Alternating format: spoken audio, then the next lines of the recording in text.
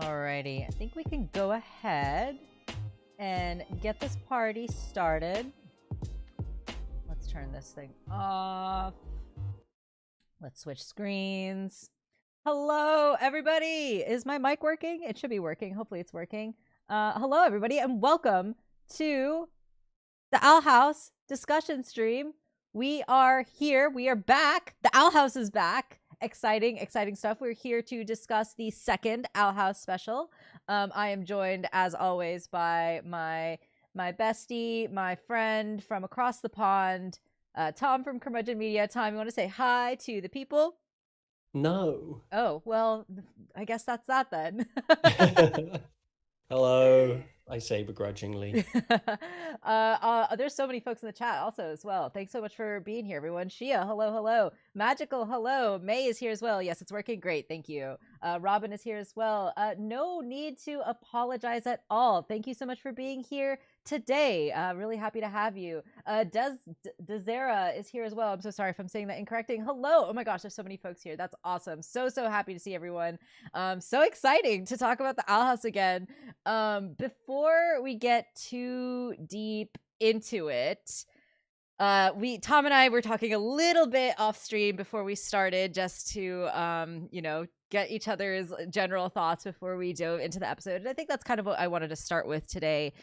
Just because, like, I know for me, I don't know about you, Tom, but like for me, I feel like I always have more thoughts about things as I like sit on them and as I like get the time to kind of like process them a little bit more. And so I feel like right now I have a lot of first impressions that are really hot, and I have a lot of thoughts on like the stuff that happens in the middle, but I feel like I'm definitely going to have more to say like next week and everything. So I kind of wanted to keep it a little bit like broader today, I guess. We can have like some more like first impressions and stuff like that. And obviously we'll talk about stuff in the episode. We'll get into it. We'll probably only get through the beginning part of it today, and we'll continue it next week as we've been doing for the previous discussions and these specials and everything. But I just imagine I'm going to have more to say later, and I might even like contradict myself later. Like I might change my mind about some things later. So just keep that in mind for now as well.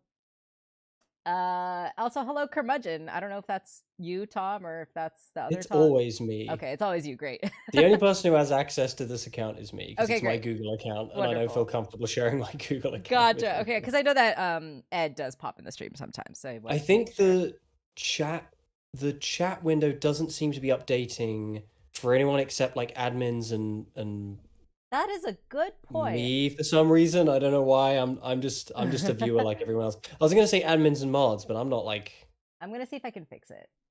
But in the meantime, while I'm doing that, do you want to give your general kind of thoughts, impressions? Yeah, I want to preface what I'm about to say by saying that like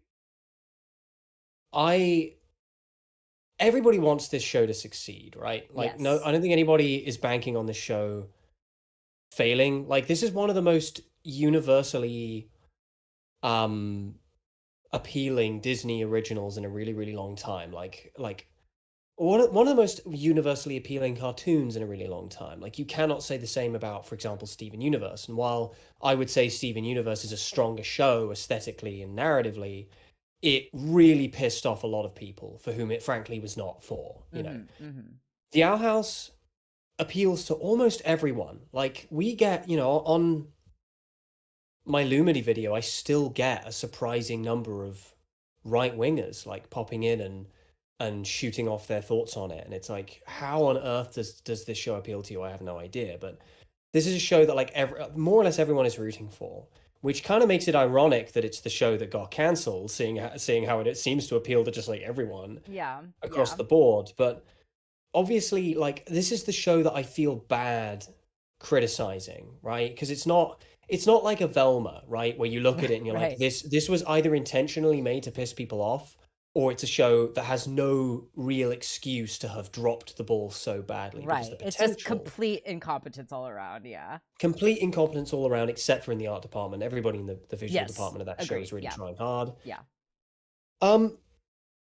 Now, with that said, I think this episode, second maybe only to the first episode of season 2B, this is like this is the time and I've really felt the cut where Yeah, yeah, it really felt like they didn't quite know what to do with this episode. And that kind of is ironic, I think, because so little of consequence actually happens in this. Like, right. only two things of consequence happen in this. The Collector is manipulated by Bellows, and we'll get to that. And Luce's Palisman um is here now. We Right. know what it is, and it's a Pokemon. It's a friggin' Dratini. Um, It's a Dratini, and yeah. I guess the third thing would be excuse me. I guess the third thing would be um would be the collector's like lore being kind of tapped into a little bit with the book.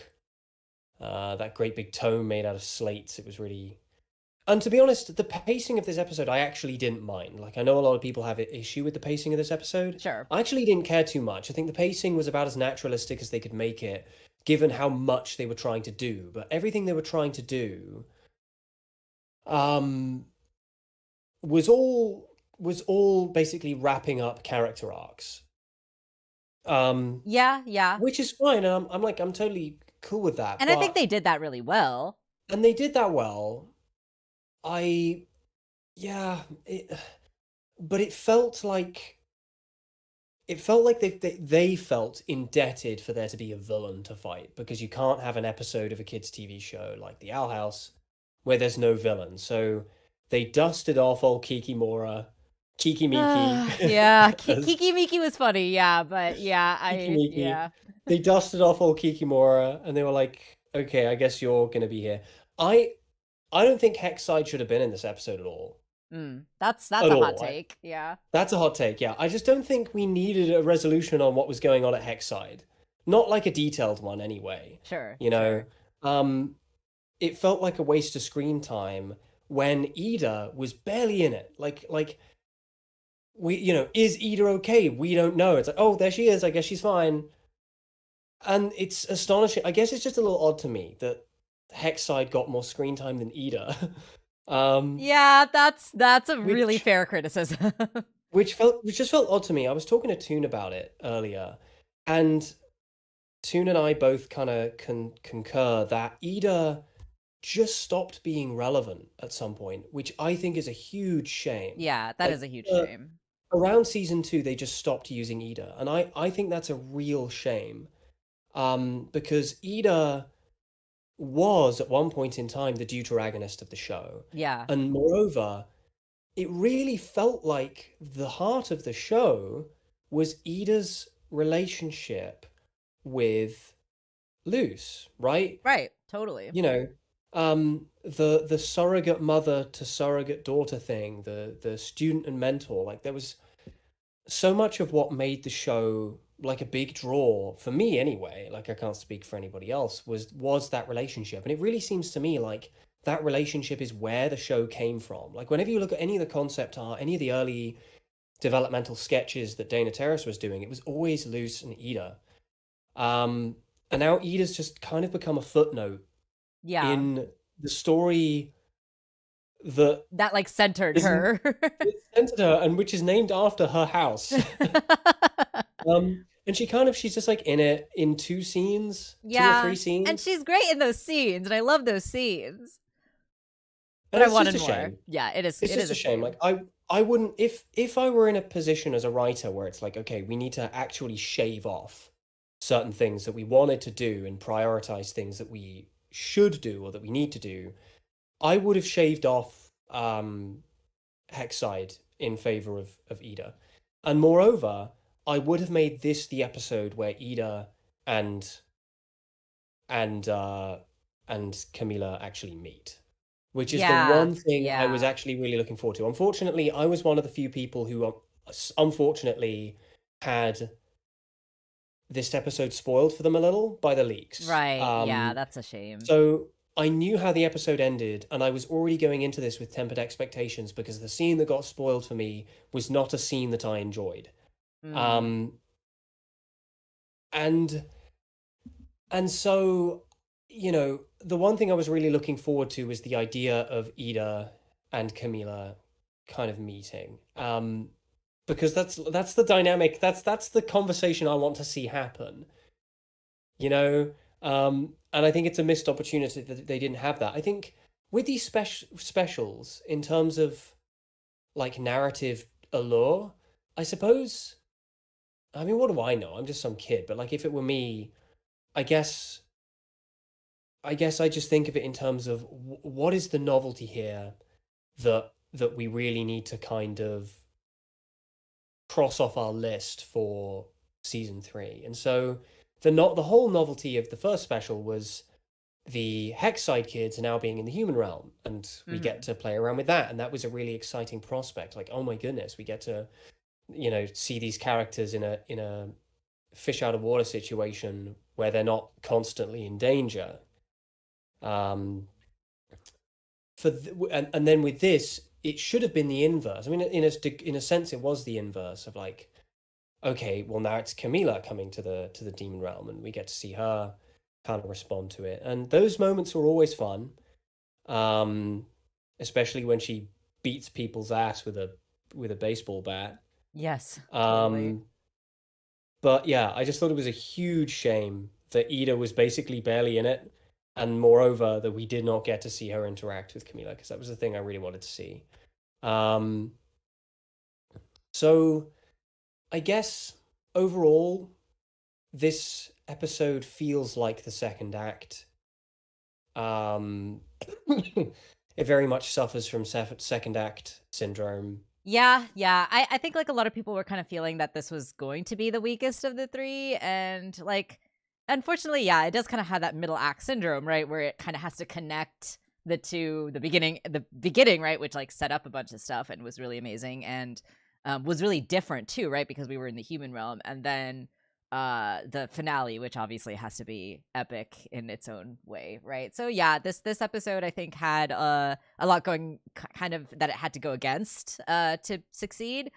And I think it did succeed in some ways and didn't succeed in other ways. But yeah, like you said, like the show, I never want to seem like I am hating on the artists or hating on the writers or hating on the crew of the show, because they do an amazing job and they're incredibly talented and they work super duper hard, and it's clear that they do all of that, right? Like it's really clear. Yeah. And it's unfortunate that there was so much like corporate meddling that was involved in the show that caused it to suffer or caused plans to change, and that like stole kind of from the original vision. And of course, like we got good things out of that, right? Like we learned later on that the Collector was a new addition to the show that they weren't planning from the beginning, and we love the Collector, right?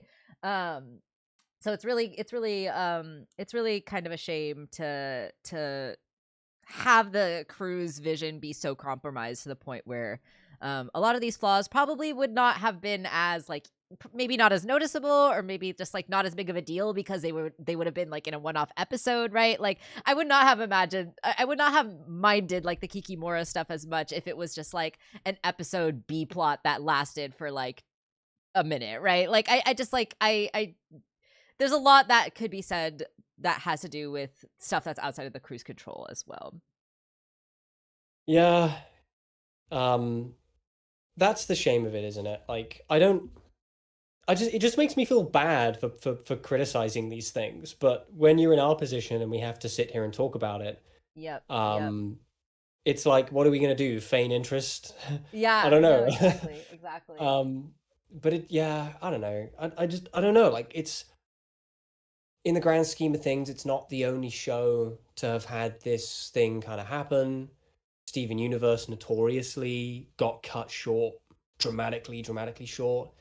And like even with Steven Universe getting short and the flaws in those last few episodes that result from that, I still felt like the whole finale of Steven Universe is a lot stronger. Sure. Yeah. Of Certainly course. stronger than it had any right to be. Um, but it just feels bad. It's like this thing that like good, talented, honest people have worked really hard on, and now it doesn't even get to be.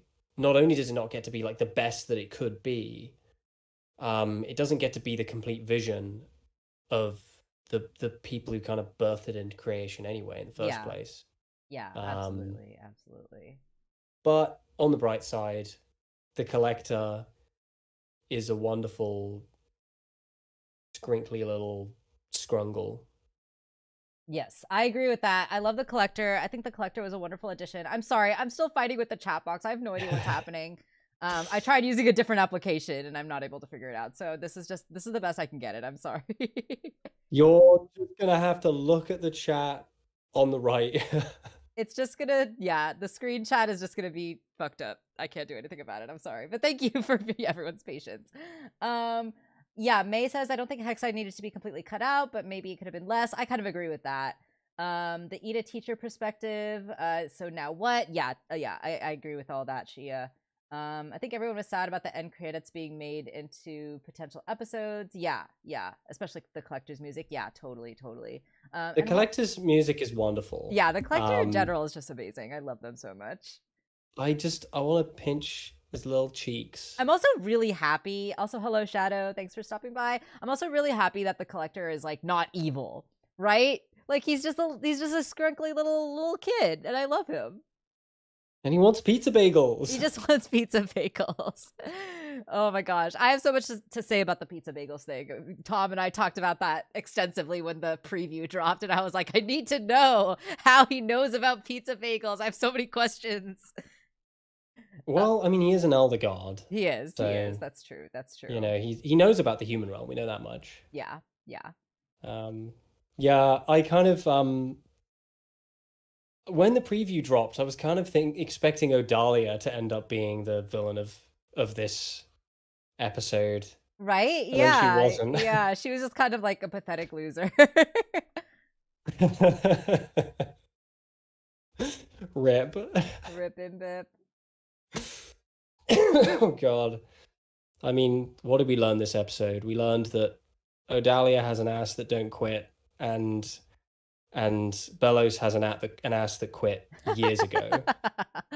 Yeah, like we quit and it's continuing to quit. we got a good look at Bellows's ass. There was a full-on ass shot of that like slimy, bony ass. And I'm like, that ass quit a long time ago. It quit so long ago. It's become concave now. It's become concave. It's like curving the inwards. Opposite direction.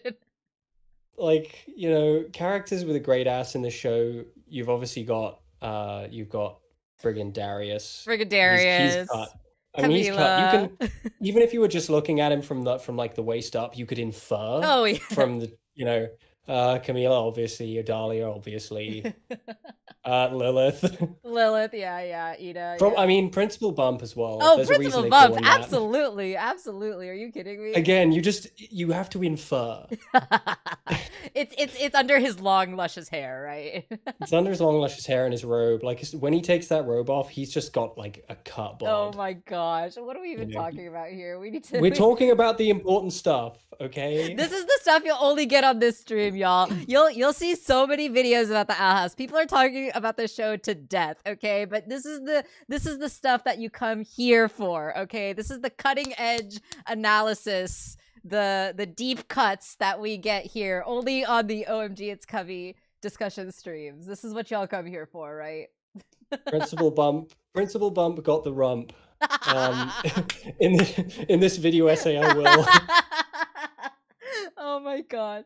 Yes, that needs to be real now, please. I will hold you to that video essay. Oh my 8 hours. Part 1, early cinema. Oh my god, that's incredible. Yes, exactly, babe. Principal Bump without the robe is like Iroh in the episode of Atla. He just like takes it off and he's shredded underneath. Yeah, there's the statue of him doing a kickflip. Yes. But like we don't get to see the other side where the students inevitably carved the ass, right? Blue. Yeah. We needed to see the backside of that statue. I will say, like, for everything I've said, this is one of the funniest episodes. Yeah, this was a really good episode for humor.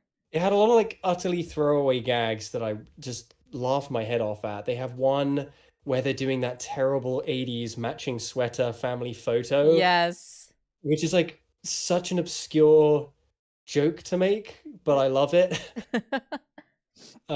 Like Ed and Em show up again. Yeah, that was adorable. That was really sweet. Ed gutturally screaming as he breaks his casts with his mangled bones, trying to hug his sister. Yeah, that was really funny. That was great. That was wonderful. Oh God. So yeah, thank you for coming to my TED talk about who has the best ass in the Owl House. Oh, but who is Bob Hoskins? No, that has definitely not ended. That hasn't been revealed yet. Yeah, we'll find out in the third special, Robin, who I think when the Titan finally comes alive. Oh, you know who Bob Hoskins was? He was the little freaking yellow glowy thing in the in-between realm. That was absolutely Bob Hoskins. That was him. That was Bob Hoskins. We figured it out, guys. We figured it out. Reading the script to the Mario Brothers movie right before accepting the role. Yeah, you know, that was the most mysterious element of the episode, in my opinion, but I think we figured it out. I think we've cracked it. I think we've nailed it. The Owl House is actually all about the career of late actor Bob Hoskins. Bob Hoskins, yeah, that's the true heart of the show. The true heart of the show. Yeah, it's the way the characters are always talking about him. You know? So good, so good. Anyway, yeah, anyway, let's get into the actual episode. We've been talking about general thoughts for a while now. I'm sorry I have not been able to figure out the chat box. I have been fighting for a while. I'll try to figure it out before the next stream, but I can't multitask, so this is just, we're going to have to suffer for now. You're just going to have to watch it in small screen mode and just look at the regular chat. There you go. Yeah. All right, let's get into the episode properly now. I figure we'll only probably get through the first third of it, and we'll continue discussing it next week. So let's just go ahead and dive right in, right? So we start off, we cut off right at the where we left off, right, from the season finale, the season 2 finale, and we are leaving off here and picking up right where we left off. You know, Luz, I'm so happy had you a big sister, really sad and sweet, right, as Luz and the gang gets pushed to the human realm, and meanwhile we see what happens right in the demon realm, which I like when we kind of just pick up right when we left off. The first special did that too, right, with just everything happening from the kids' perspective, so I like that. The collector is a frimkin scrunkly little scringlow, and we love him. He's just he's literally just a kid, right? I really like how they kind of kept this mysterious up until this point, right? We really didn't know anything about the collector. We knew that he acted very childlike, but we didn't really know to what extent he was actually a child, right? We know that he was called Child of the Stars, but he could have just been I don't know, what's an example of a villain that acts childlike but is actually really fucked up, right? I don't know. I can't think of an example right now, but you get what I'm saying, right? They could have been more twisted than they are, right? But it's clear from this episode that they're literally just a child, right? They're just a child with a massive amount of godlike power. So no one's checked him on it. But I really love that. Does the Omen count? Damien from the Omen, does that count? I haven't watched that, so I can't tell you, but probably. I guess Damien probably not, because it's more like a demon inhabiting the body of a child. Right. In either case, no, I get what you mean. I was rooting for the collector to not be pure evil. Yeah. The whole time, because I just want to scruffle his hair. I want to play catch with him out in the yard. Oh yeah, he just needs a parrot. Just needs a parrot. I want to play catch with him. I want to call him kiddo and pinch his cheeks and ask him if he's got all his homework done and give him that look. Oh my God. I want to give him pizza rolls. Yeah. What is it? No, pizza bagels. Pizza bagels. That's right. I've never had pizza bagels. We don't have them here. I don't know if they're superior or inferior to pizza rolls, or if that's a whole debate that Americans have. I don't know. Yeah, I think that is there's two sides to that for sure. I want to boop his little snoot. Yeah, for sure. He's magical and perfect. And sad. Yeah, he is sad, right? Sad and lonely, and we get some parallels, right, between him and King, which makes this friendship really interesting. They're cool because they're basically the last survivors of a kind of a literally a war. Yeah, we don't really know what happened to the collector's race, other than it seems that the Titans fought them, right? The book. the book has something about them basically being like the universe's archivists, Right, right. which is why they're called collectors, and they just archive shit, and that's their role in the grand scheme of the mortal universe. But if they ever step out of line, then the Titans are going to friggin' end their whole ass, which we can infer by the fact that there's none of them left except for one. That's probably what they did. But Right. then, you know, obviously there was a whole conflict out of that that wiped out the Titans as well. And so you've got King and you got the Collector, and they're the last survivors of a war they have no knowledge of, Yeah, really. yeah, that's actually a really good point that I didn't really even think about too much. Like the fact that like the collectors, the species, and the Titans, right? Like probably literally fought it out. And like people have been kind of posting screen caps of the episode where we saw, you know, Ida's Albie Scott get like collected by that robed figure, right? And I think like a lot of people kind of saw that and was like, wait, this collector person looks different, right, from this scrunkly little boy that we've got here.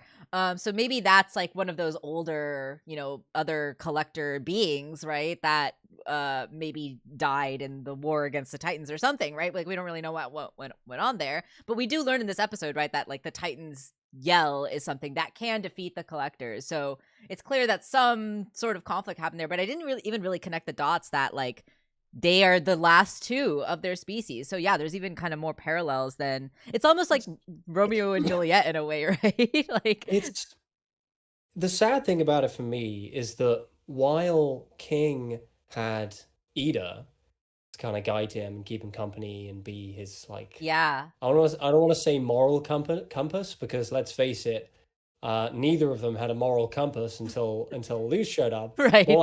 More like his immoral compass, which is why we love her. Hey, yep. Um, the Collector had nobody for a really long time. Like the Collector's a lot older, Yeah.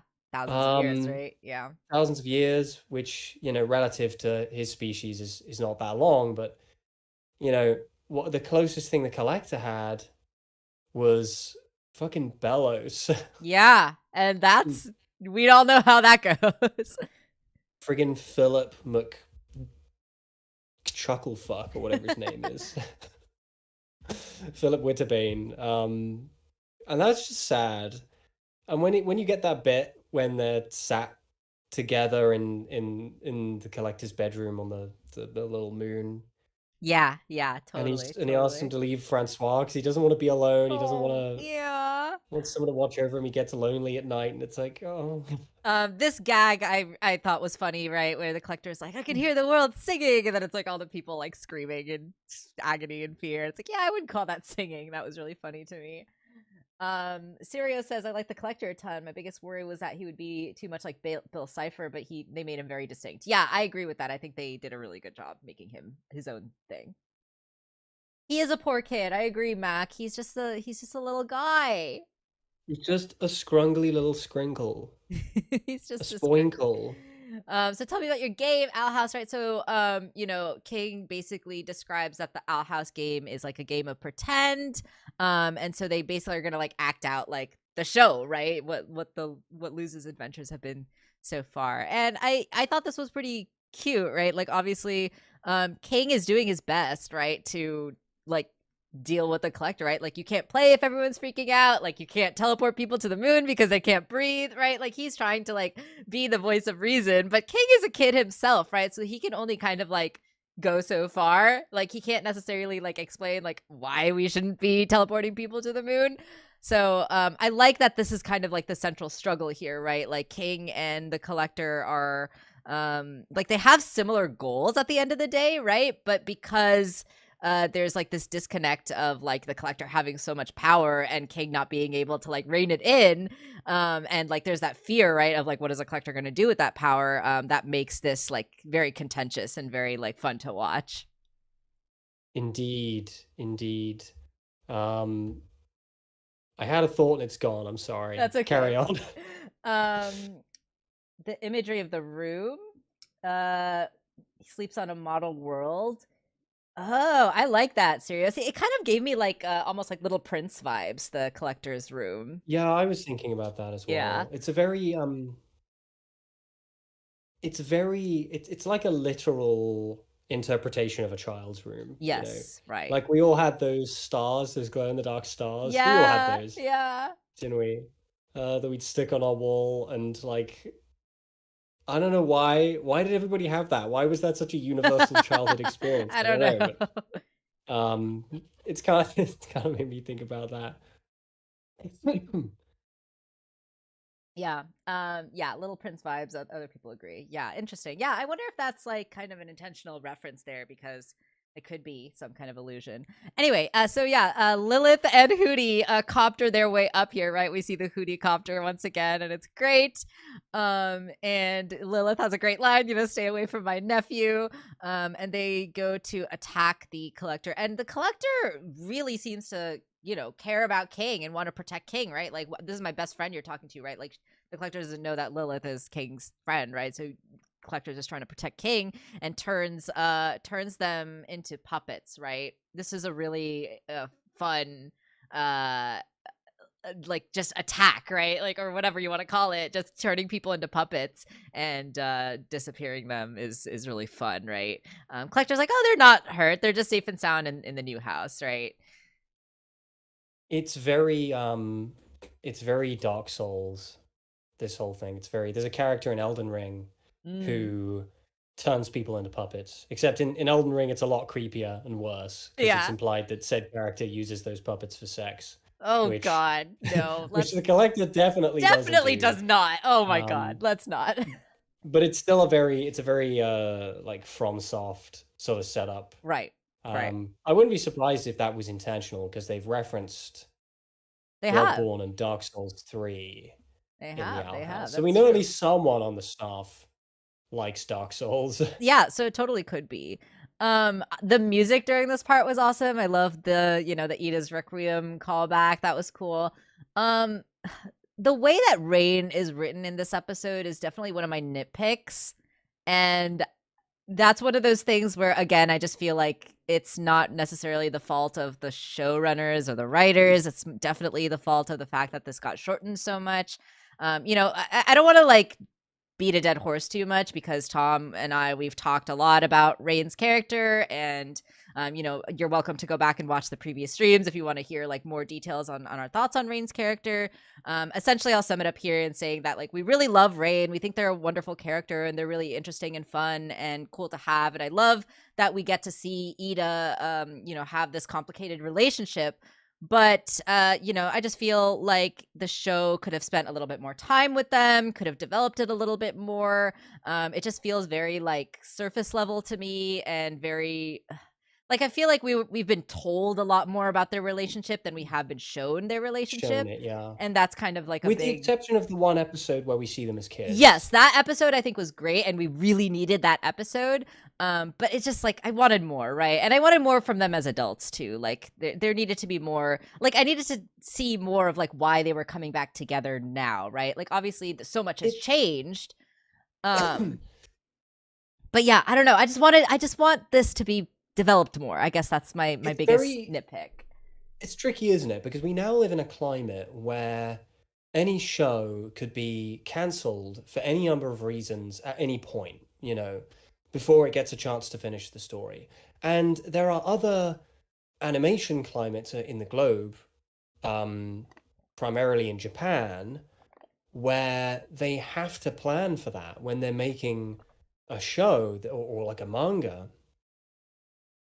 You're basically writing a set amount of that story and hoping it gets picked up. And if it doesn't, it drops. You know, you see it in Shonen Jump all the time. I don't even read Shonen Jump, but like when you see videos where people like analyze Shonen Jump, it's like, oh, this is going to be cancelled next week. This is going to be cancelled next week. This one had a spike in numbers, so it's probably going to be commissioned for another 10 volumes or whatever. Like, you know, when you look at anime, what you tend to get with a lot of anime is stories that are designed to be self-contained within a season, but they can go on if that's what they're able to do. So, you know, we've been watching Keep Your Hands Off Eizouken. That's definitely not going to get a second season. It just Right. didn't do well enough. But it doesn't matter because the season we got is a self-contained story and it's fine just as it is. And you can have a good, flavorful 14 episodes that are really great. Mob Psycho 100, there's another one. Like, great first season, everybody loved it. it did get picked up, so we got a second season. But again, the second season was contained. So does it get picked up for a third? Yes, it does, and so on and so forth. Mm. Now, something I tend to find with a lot of shows like that, they will keep the cast of characters also relatively contained. Like they won't go crazy with how many characters they introduce, you know. You'll have like maybe 3 to 5 who are like the characters that it focuses on. Hmm. Now the difficulty is here. There was no reason for the crew of the Owl House to think they were going to get cancelled. So obviously they introduced all of these characters with all of these ideas for how they were going to flesh them out and what they were going to do with them, and Rain is one of those characters. You know, Yeah. Rain was introduced in before the cut, and they had all these plans, presumably for what they were going to do with them. And then the cut happened, Yeah. and a lot of stuff had to go. Um, which in many ways makes me wonder why they didn't take that as an opportunity to just kill some of the characters. Right. Yeah. You That's know, like that's fair. I mean, we've talked about this too. Rain is definitely one of those characters that like could have been a really like impactful and emotional death, right? yeah, like Um, Rain doesn't have enough for us to be like completely invested in them as a character in their own right, but as a character in relation to Ida, killing Rain would have been really juicy drama. yeah, sure.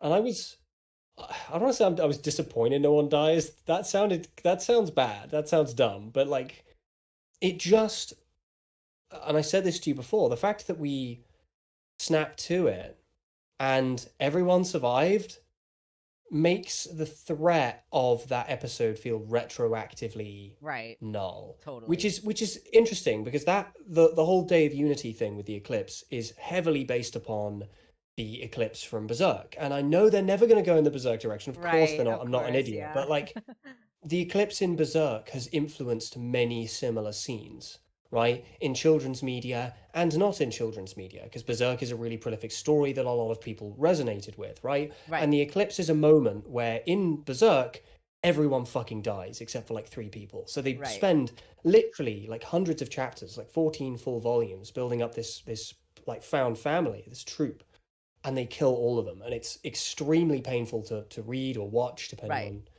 you know, and not everything needs to be that hardcore, but give us something, Right. right? Yeah, I think that's Otherwise, it fair. makes like it makes the Day of Unity feel retroactively kind of like it didn't have any real consequences as a thing. Yeah, Like, and I guess like as a result of that too, like I don't know, I just feel like Belos is not as threatening, right? Like what can he even do at this point other than like try to manipulate the collector again, right? and I wouldn't be surprised if Belos actually possesses the collector, Yeah, which it seems like seems that's kind of what he's aiming for now, it right? seemed like I mean, he tried for it. You get the bit where he tries to like inject his slime. God, Yeah. that sounds wrong. Oh no, But don't say it that way. Oh he god. tries to like. There's no other way. Well, how else am I supposed to He say? He tries to tries to like goop him up, yeah. tries to goop him up like he did with Hunter, um, but was not able to because he woke up Yeah. and he was like, "Yo, what are you doing?" Yeah, yeah. No, no, that's a good point. Yeah, so we'll kind of see how the Bella stuff goes.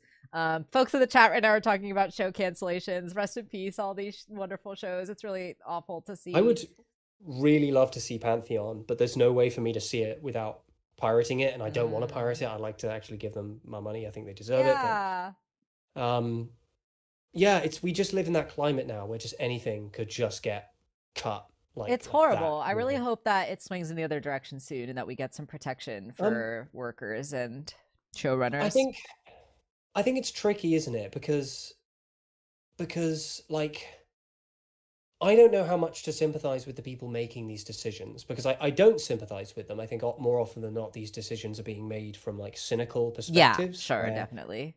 but at the same time, you have a finite amount of money and you're trying to spend that money to produce stuff, hosting video online is really expensive. I don't think people realize how expensive hosting video is. That's why YouTube is the only video hosting site of its scale. Like there will never be, I seriously doubt there will ever be another YouTube, right? Yeah, Because yeah, hosting sure. video is insanely expensive. So people saying Pantheon has its full um has its full second season and they're just not going to release it. It's like there's a reason for that. It's because they not enough people watched it for them to think it's going to comp the investment, right? Yeah. And so if they were to put that out there, there's the likelihood they would be losing money, and that's a real shame.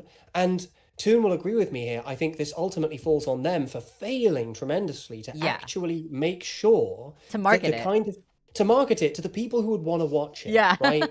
There are loads and loads of shows. I've been having this conversation with all kinds of people about HBO Max and their refusal to release their platform to Europe legally, Yeah, it's right? so There are stupid. loads of shows that would just fly in France or Germany or England, right? There's a movie called Annihilation. I don't know how many people are familiar with Annihilation. That movie only got a cinematic release in America where it flopped because Americans are dumb. Americans are really dumb. I'm sorry to all the Americans in the chat and also you. It's But okay. I'm you get I'm me. pretty dumb. I'll take. I don't mind Like, that. but then Annihilation got released on streaming to the world and it did really well in England. Like Right. Yeah. England loved it. It did super well. Um, you know, it's like they just don't they just want something to immediately be the next big thing. And it's like they're Yeah. just throwing shit at the wall to see what sticks, Yeah. Yeah. Yeah. For right? sure. Which is like not a healthy business model, but there is a way, I think, for creators to adapt to that. Yeah. And the onus shouldn't be on the creators to have to adapt to that, but there are ways for creators to adapt to that. Right. Right. So I don't think this will be the death of Western animation. I think we will start seeing more of a trend, the likes of anime, where you'll get more shows that are written to have a good, strong, self-contained first season, Yeah. where it's like, oh, if we get picked up for another, that'd be cool. If we don't, it's fine. We've done that run and we got paid, and Yeah. you get the point. Yeah. Yeah. HBO Max has a chronic fear of British pounds or Making something.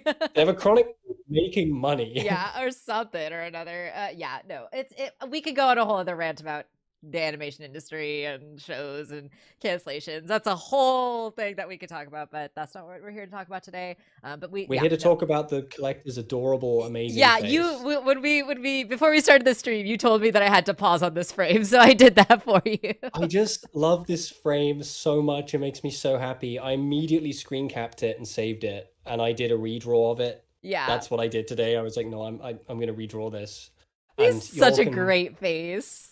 you all can find it on my Twitter. I've already posted it. Oh, go find this scrunkly little scrunkly face. Scrunkly, but just look at him. His eyes are full of wonder. His heart is full of song. I just want to pinch his little cheeks. He's just so cute. Yeah, he's a bab, exactly, Shia. He's just a little bab.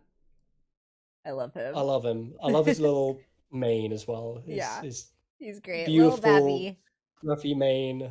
I just love him. I can't get over this frame. It's so cute. It's so good. He's really cute. The show is so good at character designs and like face designs, right? Like, we talked about this already, right? And I again don't want to beat a dead horse, but like I find it so funny and weird that people thought that the collector looked like Luz because like their faces just look so different to me. They don't look at all. Their shape language is totally different. Totally different. And like you can see it in this frame too, right? Like his eye shape is totally different, the nose shape is totally different, the eyebrow shapes are totally different, right? Maybe the hair is somewhat similar now that Luce's hair is grown out, but that's really the only thing, right? But I really like how like just distinct and adorable like all of the faces are in the show. Like everyone has like different noses, different eye shapes. It's really, really cool. And yeah, I really want to. I just want to start a primer school for like superpowered feral children. Yes. I want to get the collector. I want to get Maeve. Who else is there? Does Amethyst count? She's not really a child. She's just an unwinding adult. Yeah. I just want to get all the superpowered feral children and just put them in a room and see what happens. I don't even intend to. I call it a school. I'm not going to teach them anything. I just want to see what happens. Oh my gosh. Yeah, Toon says that the special does explicitly draw more attention to the similarities between Luz and the Collector. Yeah, that's a really good point too. Toon, before you came on, we talked a lot about the kind of parallels between King and the Collector, and the fact that they're both kind of like, you know, remnants, the last children, right, of a extinct race, right? And but I didn't think about that as well, that there are actually a lot of parallels between the Collector and Luce as well, right? And the Collector Also, plays as Luce in like his pretend game, that's right? true.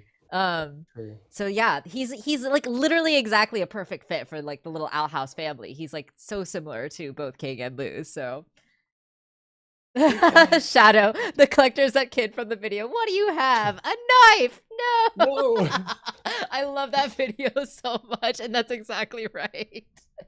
Oh my god, that's so funny. Oh, that's so true. Yeah. I think.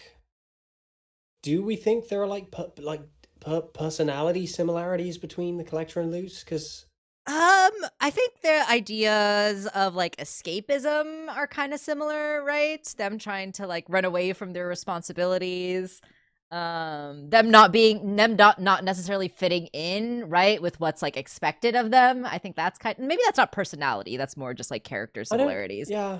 But yeah, maybe personalities they're quite different, but their situations I feel have a lot of parallels. Yeah, in a sense, I suppose. Did I know that Cartoon Saloon made a cartoon series called Viking School, and it has a wild child in it? I love Cartoon Saloon. I will have to look that up because it looks amazing. It sounds amazing. I know that Greg from Over the Garden Wall doesn't have any superpowers, but I do kind of want to put him in my school as I well. feel like he's somewhat of an immovable object kind of child. Like, can you imagine what would happen if the Collector and Greg met? Oh my god. How on earth would that play out? That would be I can't even imagine. I literally can't even imagine. Edward Wong Hao, Pepperlu Tavruski IV, of course. Yeah. Get them in there. Yes, I agree with that, Mac. Ida does need to adopt the Collector. Ida's just collecting a bunch of children. I want to adopt the Collector and raise him as my own. Oh my teach him gosh. good values. I thought I love this. him. He's my son. He's my son. Don't talk to me. You're my son. I thought this sequence was really clever, you know, in terms of like getting across an idea very quickly and just visually, right? We get the quick like Pinstagram scroll of the different stuff that's going around of the Boiling Isles, right? So we see like people trying to escape and run away as like the magic is coming around everywhere, right? The sparkly magic, the stars floating, and then we see the star spy things, which are horrifying, and I love them. I love the design of these like star sentries. Like they're just so creepy, and they're so like they feel so like they don't belong in this world. I feel like that's the best way I could describe it. Like they feel so otherworldly, and like I think that adds to like the horror element to them, which is really fun, right? And they're just like they're fun. Otherworldly, even by the Owl House's standards. Yeah, exactly. Yeah, like even otherworldly for the Boiling Isles, right? Because they're like thin and like shiny, right? Like that just is They kind of look weird. like they almost look like solar panels. Like they could be the solar panels on a satellite or something. And yeah, and the way that they move in the like sky, the way that they fly around, it kind of reminds me a little bit of the monster from Nope, like the alien that like flies around. Oh, don't spoil Nope for people though. Oh, I'm sorry, spoilers. But yeah, the Boiling Isles is so like devoid of geometry because it's so like nasty and gothic and right. Yeah. And like everything's misshapen and weird and warped. And to then have these things that are so strongly geometrical in nature, so like crisp and clean and geometric, it feels very odd. Yeah. Yeah, I know, Shadow. We're only like 2 minutes into the episode and we've been talking for like almost an hour. We're definitely not getting far into the episode today. We've had a lot of general thoughts. Yeah, we had a lot of general discussion. So, but I really like this Instagram bit. I thought that was funny and clever.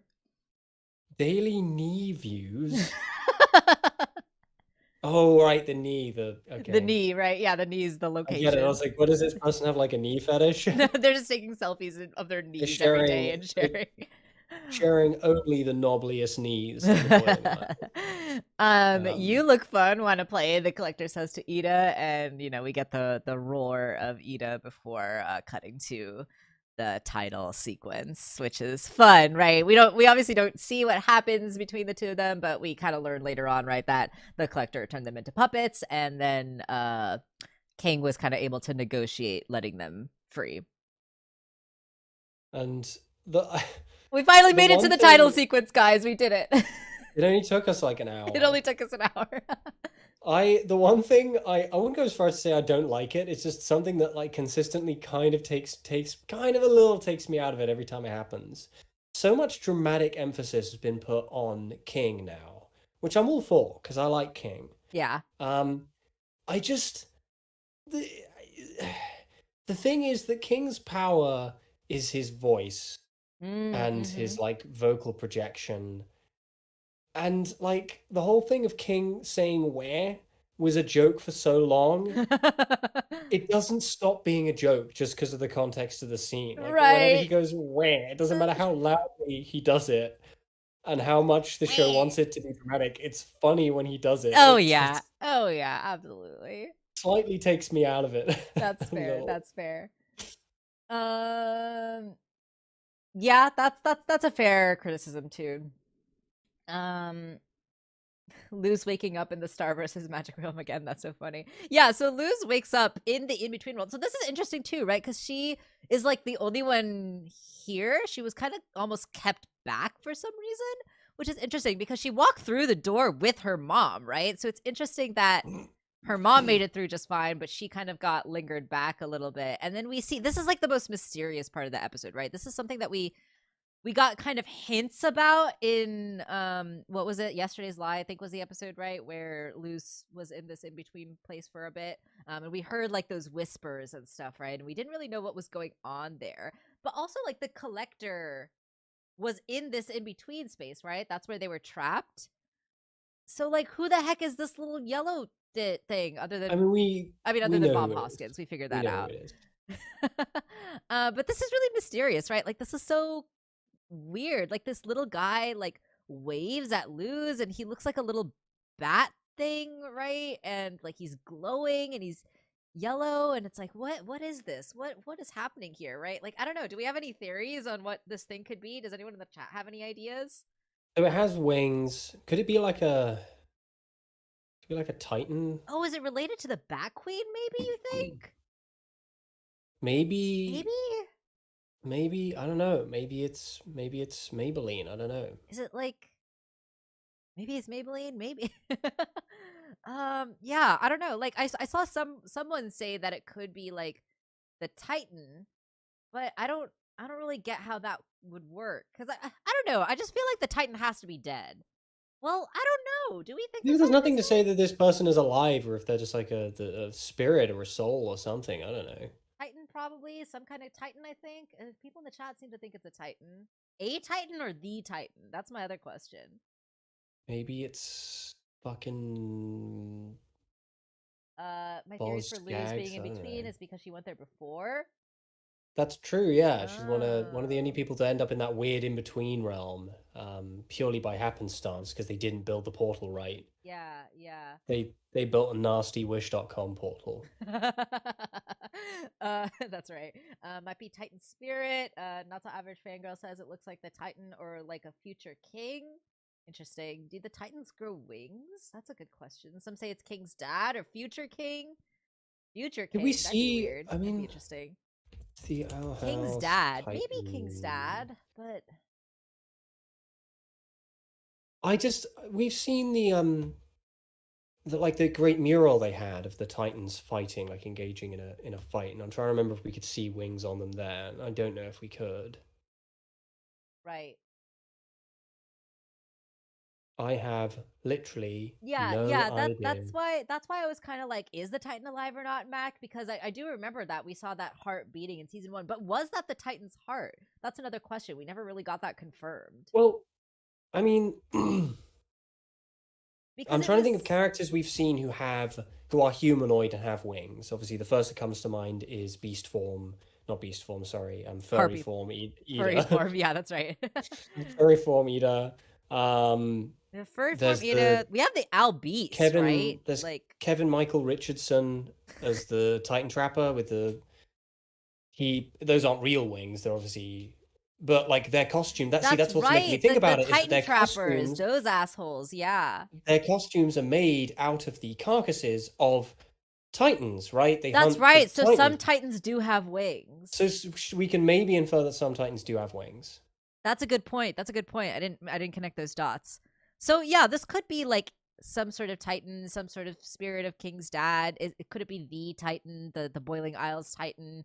Um, some so yeah, yeah. It's Could it so. be? I mean, So what are they doing in something the in this between? That's another question, something right? something this show has done several times as well is borrow a page out of Chainsaw Man's book of having like a familiar of some kind take residence in your soul Mm, and having you able to take on powers of theirs or even physical attributes of theirs. So mm, the first one that comes to mind is Hunter, because Hunter now, right, just as Pachita did in Chainsaw Man, of sacrificing itself and taking residence in Denji's soul. right, That's what Flapjack did. Um, and now he has Flapjack's powers. But then obviously that's in a sense that's what Ida's done. Like that right. not really a willing familiar, but like it is a soul taking residence in her body. Yeah, yeah. You know? That is a good point. That's a good point. Yeah. So really interesting. It's interesting how they kind of really only had this mystery in like two, maybe three episodes, right? Like just kind of sprinkled in there. And it's very intriguing. I'm very curious. Obviously they're gonna have to resolve this in the last episode.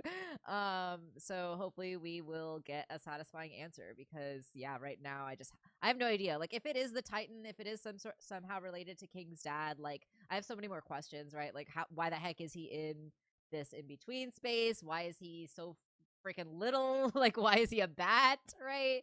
They Um, can be small. Like the Titan Trappers obviously specifically hunted the ones that I mean they hunted all of them, but like they can't wear the carcasses of a giant Titan. They can only yeah, wear the but if it's carcasses of King's the small dad, ones. he was giant, right? Like we knew that. Yeah, So but that's provided it is King's dad, which we right, yeah, don't no, exactly, necessarily right. Like think if that. it is King's dad, like why is he so little? Like why is he like a little guy? You know, Why is he just a little why is he guy? just a little guy? It's interesting how the collector says they're trapped beneath the bones when they seem to be stuck in this place.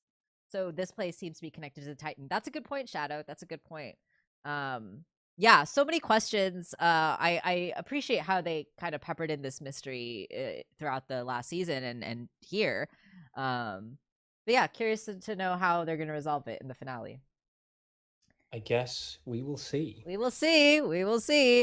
It does a little wave at Luce before it lets her go, and Luce kind of like waves back before she's like pulled through by Amity, right? So it does seem to have some sort of like familiarity with Luce, or some sort of like, I don't know, something with Luce. So yeah, who knows what that could be, but we will figure it out in the next special, which who knows when we're gonna see that. Well, I mean, we're just waiting for them to confirm that it's Bob Hoskins, but Right, right. But we're pretty certain it's Bob Hoskins, right? we're pretty sure at this point that that's who it is. Right, exactly, exactly. What if it's King's mom? LOL. That'd be a twist. I uh, mean, I mean, I don't know how they could get Bob Hoskins to play King's mom, but yeah, maybe that'll maybe, work. maybe. Tune. I feel like that's a valid feeling.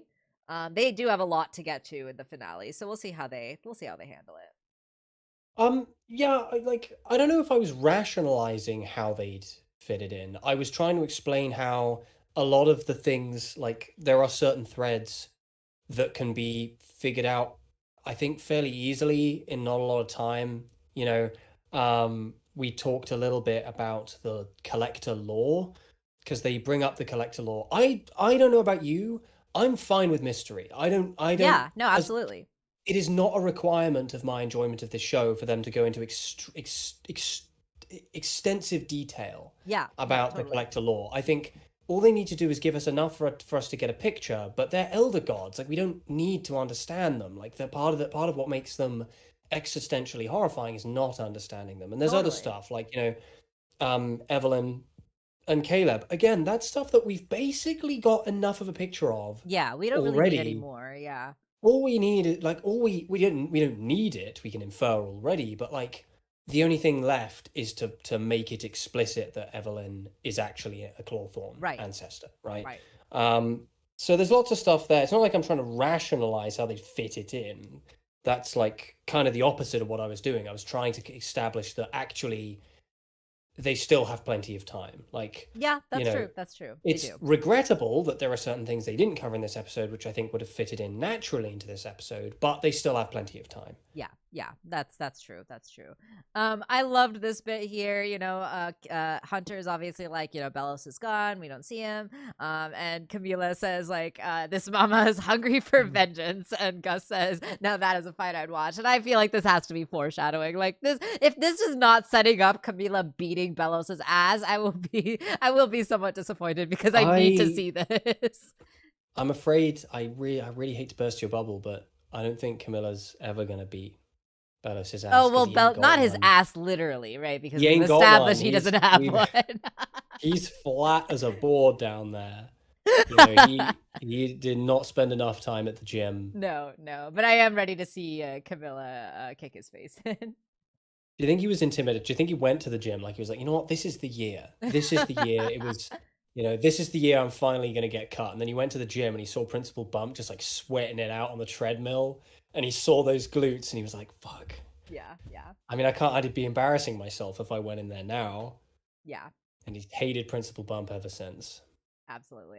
And yes, too, I do agree with that there needs to be some V stuff happening in the finale. They absolutely have to. Otherwise, I'll cry. I will cry if they don't have V in the finale. They have to.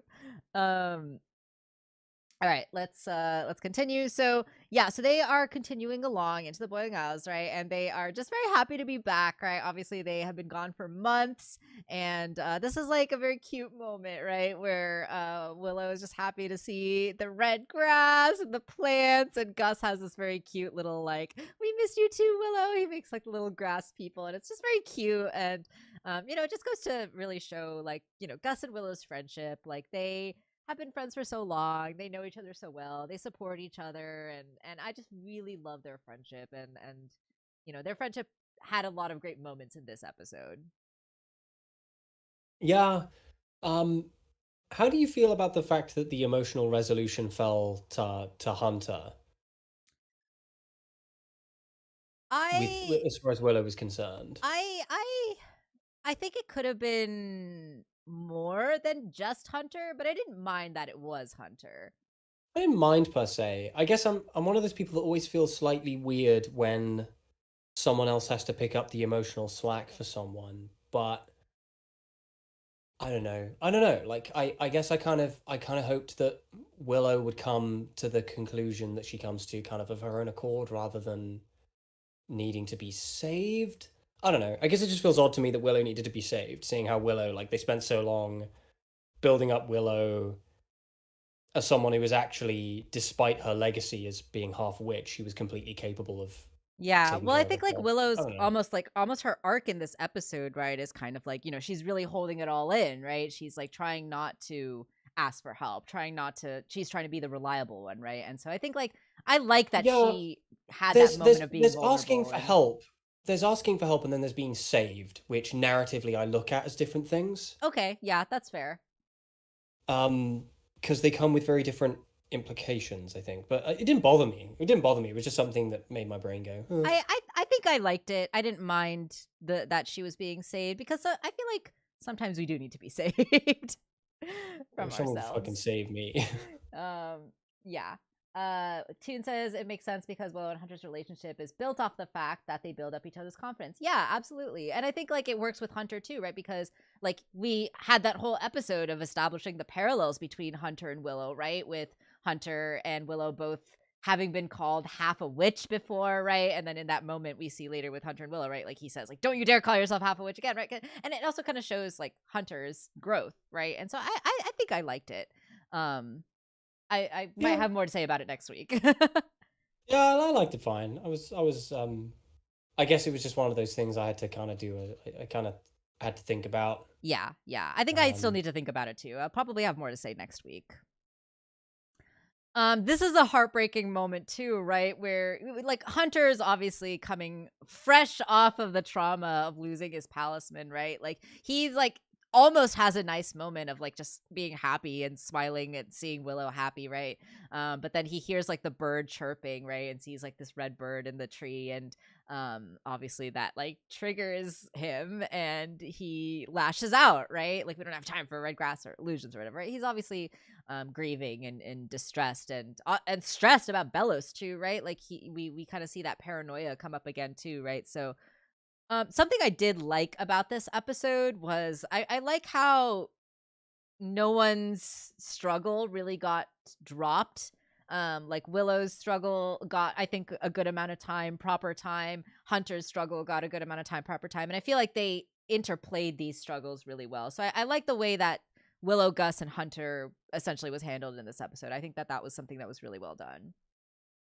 yeah, yeah, yeah. I agree. I think the strongest parts of the episode are definitely the character driven bits. Yeah, I think in many ways it should have just been that. I think it should have been solely character driven. sure, sure. Um, because character driven plots can still drive the momentum forward. Yeah. Um, and having Kikimura in there as a basically pit stop villain. Fucking okay. We'll get there. We'll get there. I want to read Mac's comments here. Willow does that for everyone else so much that I like that Hunter supported her for once. She made her whole identity being strong, thinking independence is weak. So having help was a positive thing, especially Hunter reciprocating her saving from falling. That's true. Yeah, there's a parallel there too. Yeah, I liked it. That's a good point, Mac. I didn't like how they just telegraphed Willow's arc in this episode. Everyone else had fairly subtle setups, but Willow's felt ham-fisted to me. That's an interesting take, Shadow. It's I agree with that. I think there was an awful lot of moments of them like telling us things that we could easily have been shown, Yeah, and which, to yeah. be honest, we already have been shown many times. There's an awful lot of I'm the I'm the stable one. I'm the this one, and I do this, and so it was an awful lot of like communicating it through language rather than Yeah, showing it I to us. think I think that's fair. I think they did do some good subtle stuff as well that I liked, but I do agree that they did do a good amount of just like blunt, straight up telling instead of showing. I think they did a little bit of both, but it could have been probably more of showing rather than telling. I don't know, but that's a good point. I think that's valid. Yeah, the core theme of the special is everyone is mentally struggling. Absolutely. um, yeah. So, Hunter is obviously upset and stressed out, and like these two kind of internalize it too, right? So I like that, like, you know, everyone is mentally struggling, and we're all kind of like not able to support each other, and because of that, we're like almost kind of falling apart. But then we like bring it back together and like, you know, are able to kind of resolve it at the end. But I like how their struggles are affecting each other, right? Like Hunter's lashing out is making Willow internalize this feeling of like blaming it on her, right? And Gus is also kind of like feeling bad because like he thought he was helping. And so like I like how the interplay between the characters plays out.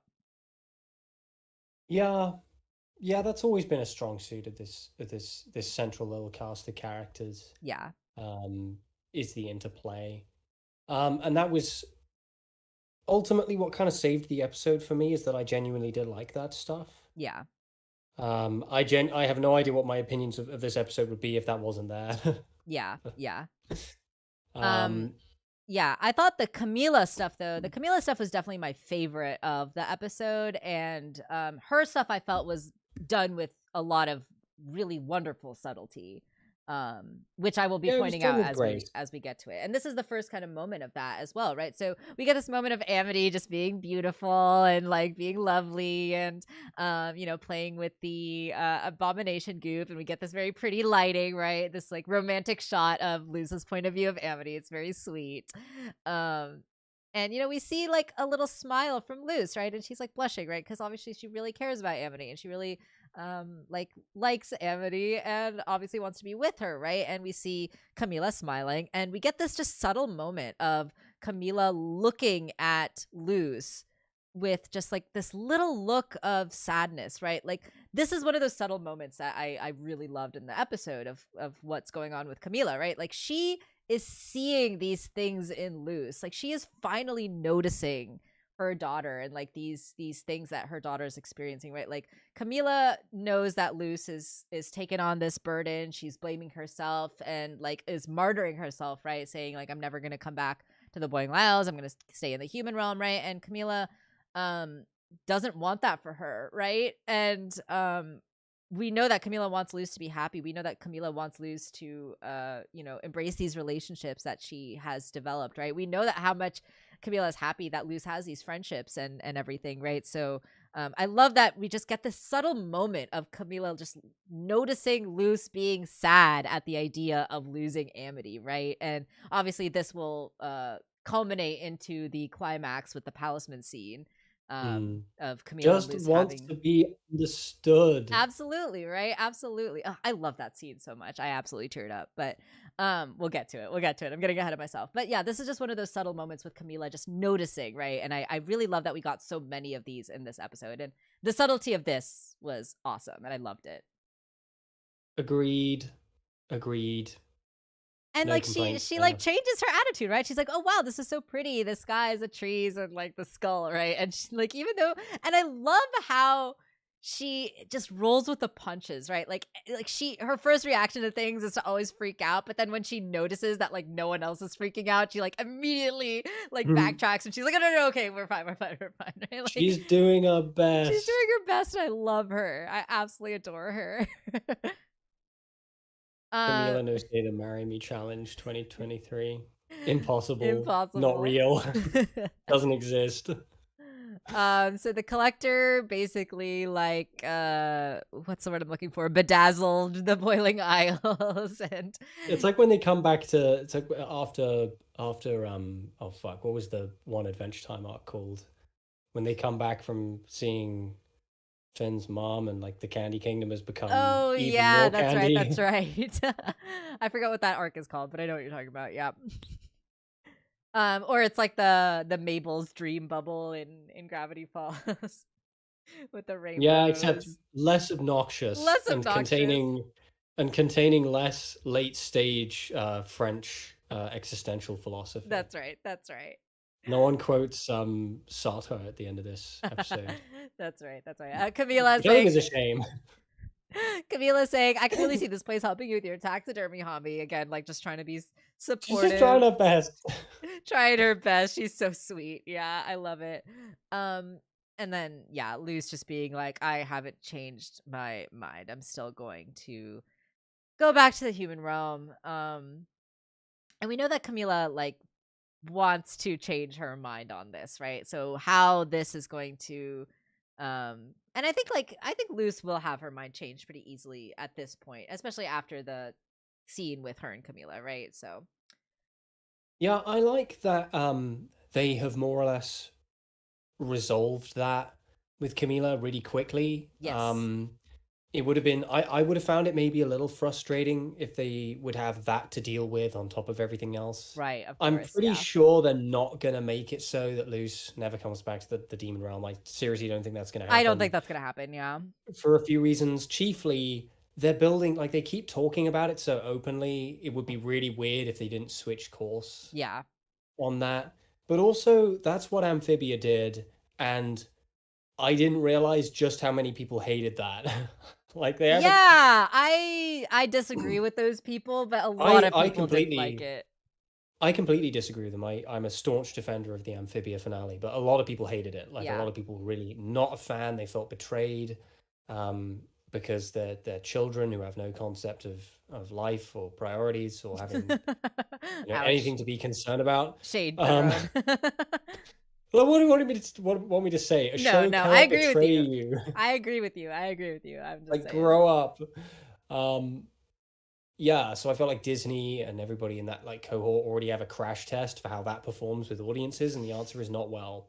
Well, and also like Amphibia and Owl House are fundamentally like telling different They're telling stories. different stories. Like, Amphibia was always meant to be a platform for its protagonist yeah, yeah. undergoing an evolution, a maturation, where the theme of this show is, us weirdos got to stick together. Now go Exactly, home and yeah. never come back.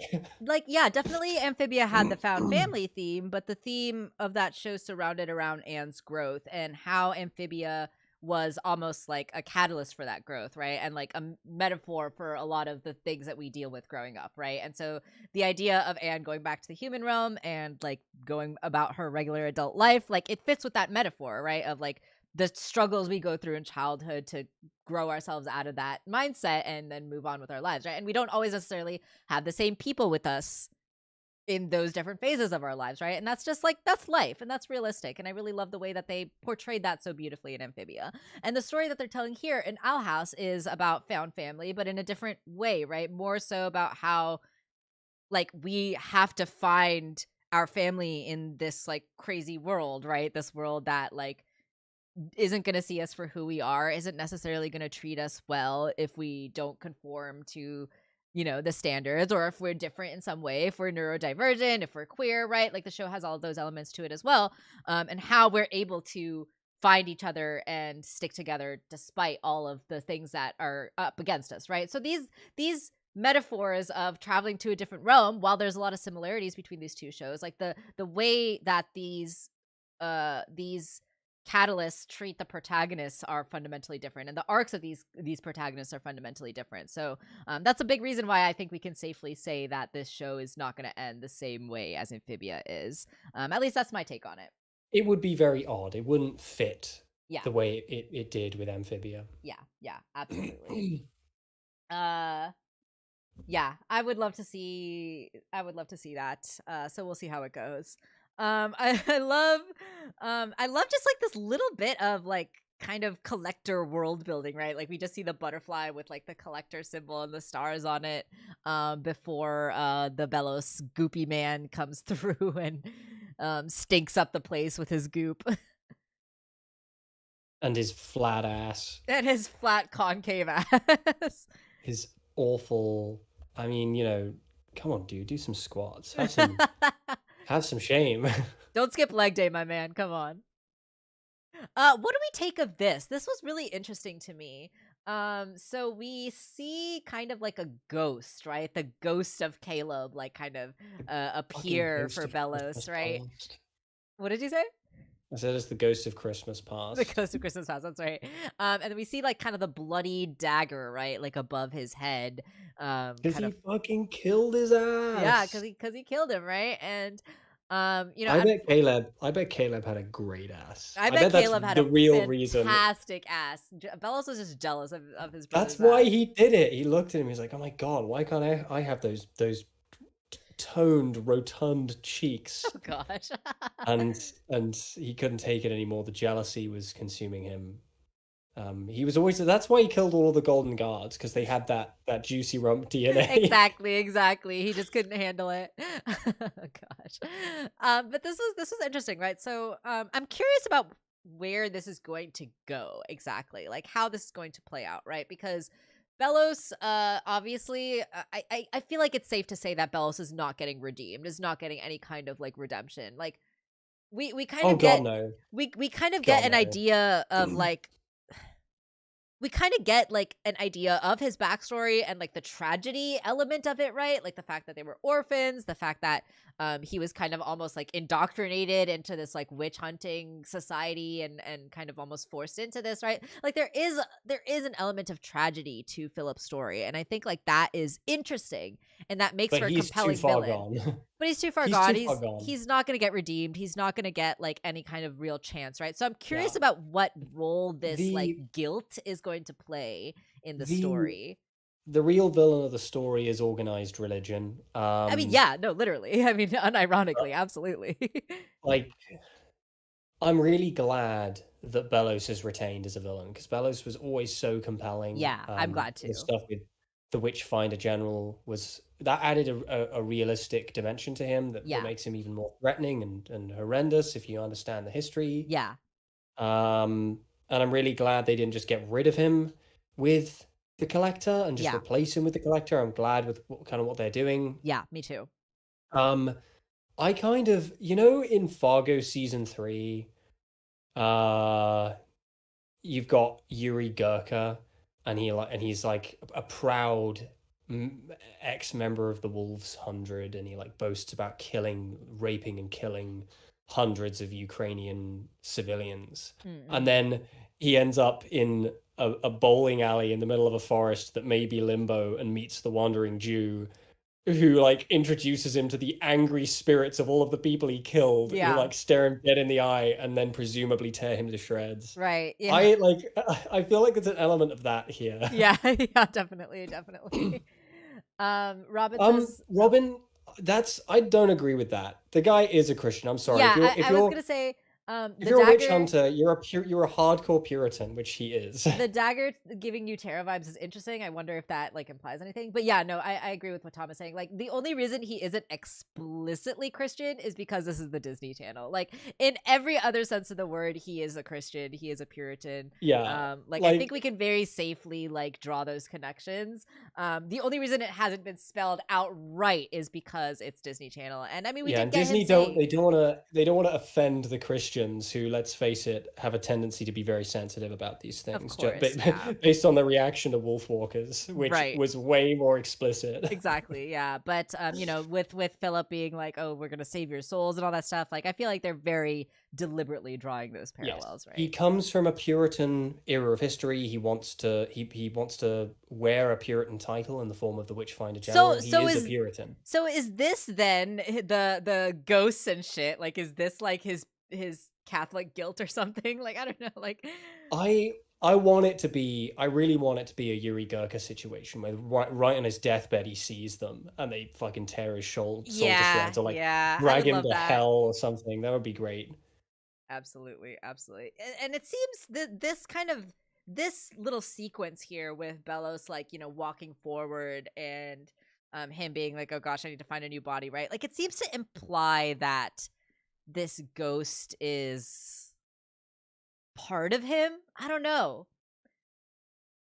I don't know. This is another It's mysterious thing. I'm curious about how this is going to play out. Well, I mean, wouldn't it be interesting? God, I don't know. I mean, right now, um, Caleb's soul is residing in Hunter. Right. Right. But like, is it possible for another bit of his soul to be kind of residing in In Belos as Bellos. well? Yeah, I don't know. Curious, curious, curious. So we go back to the collector, right? Oh no, we go back to Luz. Um, and they get to the owl house, right? And I love all this like PG graffiti that's all around the owl house. It's just I love funny. it. Bad word or whatever it Bad word says. is right there, right? Owls That are has dumb. that has real not S&P approved energy to I it. just noticed this one on the back too. That's on the tower. It says "Kiss my grass." That's really good. There is no Titan, which is really funny. There is no God. Like that's really Where's your good. Titan now? The Emperor Coven was here. Yeah, that was just some subtle humor. I thought that was funny. What is this place, right? And then we open the door and it's like all empty and ominous and sad. This is the Owl House. Oh. Yeah, and then we see Camila going through. The food is all gross and empty. Hunter's outside, like pacing essentially, right? We know that he's going through a lot. He's like obviously really paranoid about Bellos, and feels like they're wasting time just sitting there. The Titan is dead and we have killed him. Exactly, Ed. And you know, Camila has this moment, right, uh with Willow and Gus, right? Where Camila wants to talk about Luz and get some advice about how to talk to Luz about, you know, essentially not trapping herself in the human realm, right? And this is one of those moments, right? Just tiny little nitpick. Um Again, I'm glad that we got this backstory with, and I love that we get more of the Willow and Gus friendship. Like that's something I really like and I would love to see more of, and I'm sad that we didn't get more of it in season 2, but this is just one of those instances, right, where we're kind of being told the story and not necessarily shown the Telling the story. story. And Yeah. it's just one of those things where it's like it's a shame for time's sake that we had to do it this way, right? Yeah, I'm trying to think of how else. in the context of a dialogue, I'm trying to think of how else they could have gone about it, though. Right. Because it is a dialogue, you know, it's a character explicitly asking other characters for help. And yeah, I don't know. I don't know is the thing. I'm not sure Yeah. how I would have gone about it as a writer. Yeah. I don't know either. Yeah, totally. Bad Word has the not S&P approved vibes. Absolutely, May. Yeah, so Willow and Gus tell That's this what I story. said. Exactly. So Willow and Gus tell this story, right, about them failing in the past and them being like, oh, it's okay to fail. And Camila has a funny line here too, like they have to chain up their homework. Like her again, just getting used to the boiling aisles is funny. And they reassure her, right, that like Luce is just kind of going through that, but um at the end of the day, like you just don't want to hurt the people that you care about, right? And then we kind of shift gears now because everyone is going through a lot. And Gus is tearing up about how much he misses his dad, and Willow comforts him, right? And it's clear that Willow is holding stuff in as well. She's obviously worried about her dad's too. Camila tries to like have a moment with them and reach out to them, but they're interrupted by Hunter like freaking out, right? And yelling at the palisman. And it's just sad. It's sad to see him yelling at taking this out on the palisman, right? Because, obviously he misses his own palisman. So it's just hard to watch our poor boy be so hurt. Needs a haircut though. That mullet, it's not good news. Yeah, he needs a fresh cut. And then him like instinctively like grabbing his staff too, right? Like that's heartbreaking. That's really hard to watch.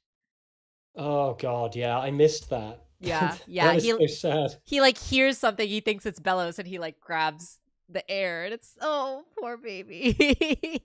My So poor when you get this traumatized guy son. so when you get this guy a sword or something, anything. Or just like a stick or something. I feel like a sword would be more useful than a stick.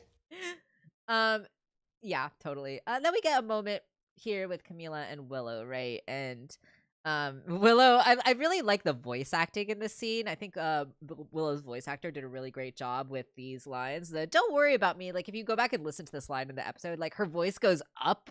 She like her voice almost cracks, but because it like goes up, and it's very clear that she's kind of like forcing these words out, right? I thought the performance really sold this scene for me. I'm the reliable one, and Camila says like it's okay to be scared too. But Willow continues to just push it down, right? I'm fine, really. And we all know that when a character insists that they're fine, we all know what that means. They're very much not fine. It's very Steven Universe. Yeah, right, exactly. You Yeah. know? She's acting like a Steven right now, trying to take Absolutely. everyone's burdens and leaving no room for personal fault. Yeah, yeah, totally. Yeah. Yeah, totally, Robin. Just Camila having to figure out like what's normal and what's not is really fun.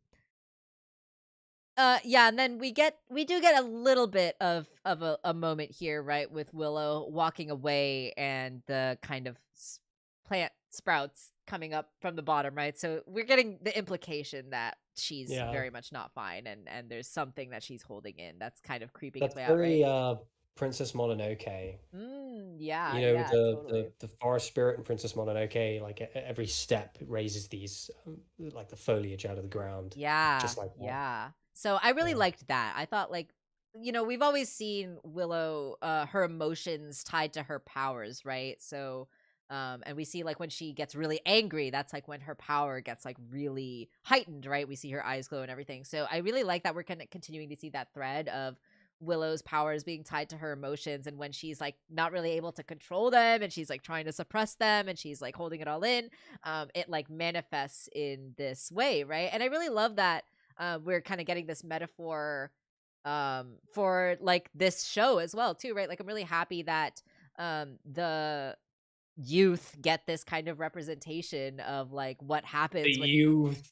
when you hold in your emotions, when you try to bottle stuff up, right? Like the way that it can creep out, right? Like that's kind of a hard concept to describe to kids, but this is a really great way to show it visually, right? Like when you hold stuff in, like it's still there. It just creeps up in a way that But you can't really also, control. it's I like it when they will actually give an impression of like the physical effects that Right. that built up stress will Right. have on your body. Yeah, Because there exactly, are physical exactly. effects, Absolutely. that it'll have on your breathing and your skin, your ability to sleep, Exactly, things like exactly. that. So I'm glad that this magic thing is kind of a representation of all that, right? Tati is so talented. Yeah, absolutely. She killed the scene. She did a great job. I like that the fact that we got Camila having a scene with them. Yeah, that's true. I'm glad that we had it.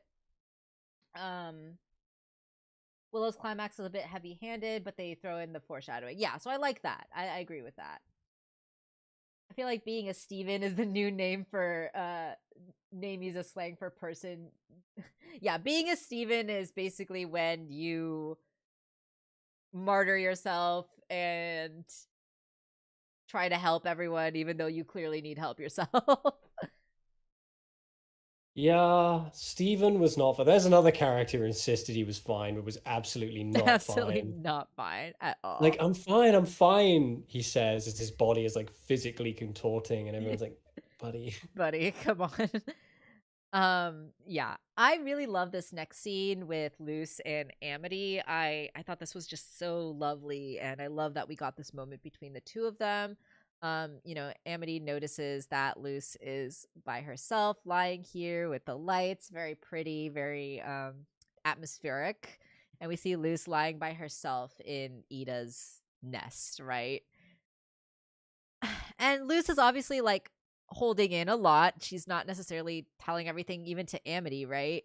Um and we see a lot of what Luce is going through internally in this scene, right? So we know that for one thing she's struggling with the fact that her palisman is not hatching yet, right? And we kind of got an implication a little bit about like what it takes to connect with your palisman, but it wasn't really made clear in this way. But I really like this, It right? is With an esoteric, it's an esoteric thing in general. right, yeah, yeah, yeah, for sure. And Amity says, right, to connect with the palisman, you need to express your deepest wish, and I like that because that's a big arc for Luz, right? And we first got this in the Hunting Palisman episode, right? Where Luz was struggling to connect with the palisman in that episode, and it was because she didn't have like that conviction, right? Like she didn't know what she wanted to do. She didn't really understand like why she wanted to be a witch, right? Like she didn't have that understanding Mm, yet. And so this is a key part of Luz's character arc. So I really like that yeah. aspect of it is tied to the palisman. I think that that's just really a clever way to do it. Her realizing that her true wish deep down is just to have the Shrek 5 trailer. Oh my god. Really, you know, and then when the egg hatches and it's a little baby Shrek. It's beautiful. I cried. I Yeah, don't know it about you, hatches and then you just hear somebody. I cried. Oh my god. Oh my gosh. And then that's the end. And That's that's the the end of end of the the that's the credits finale. roll. Credits roll. Bellows is defeated by Shrek. Oh my gosh. He fucking Shreks out on him. Stop. Oh my god. Shadow says being a Steven means breaking under the song at inappropriate times. And yeah, that's definitely true as well. Excuse me, Steven breaks out into song at very At appropriate perfect times. times. At the perfect Like, times. I don't know what the hell you're talking about. Every time Steven breaks out into song, it's beautiful and perfect. You're wrong. um I do want to take a moment here just because this scene is very much about Luce, right? It's about Luce and her struggle and her journey. But I do want to take a moment here to just acknowledge Amity because Amity is one of my favorite characters on the show, honestly. Like I really love Amity. I really love that she has so much going on just as a character on her own outside of Luce and outside of her relationship with Luce. We know that Amity has been through a lot, right? With the stuff with her parents and her family, and the fact that she has gone through a tremendous arc of her own, right? The fact that her mom wanted to control her and make her into essentially like her extension, right? Like Amity was going to be an extension of Odalia, a representation of Odalia's status and prestige and everything, right? And so Amity never got to be her own person. And so when Luce asks Amity, how did you connect with your palisman? I love that we just get this moment here, right? Of just reminding us at how far Amity has come and what her character growth has been so far, right?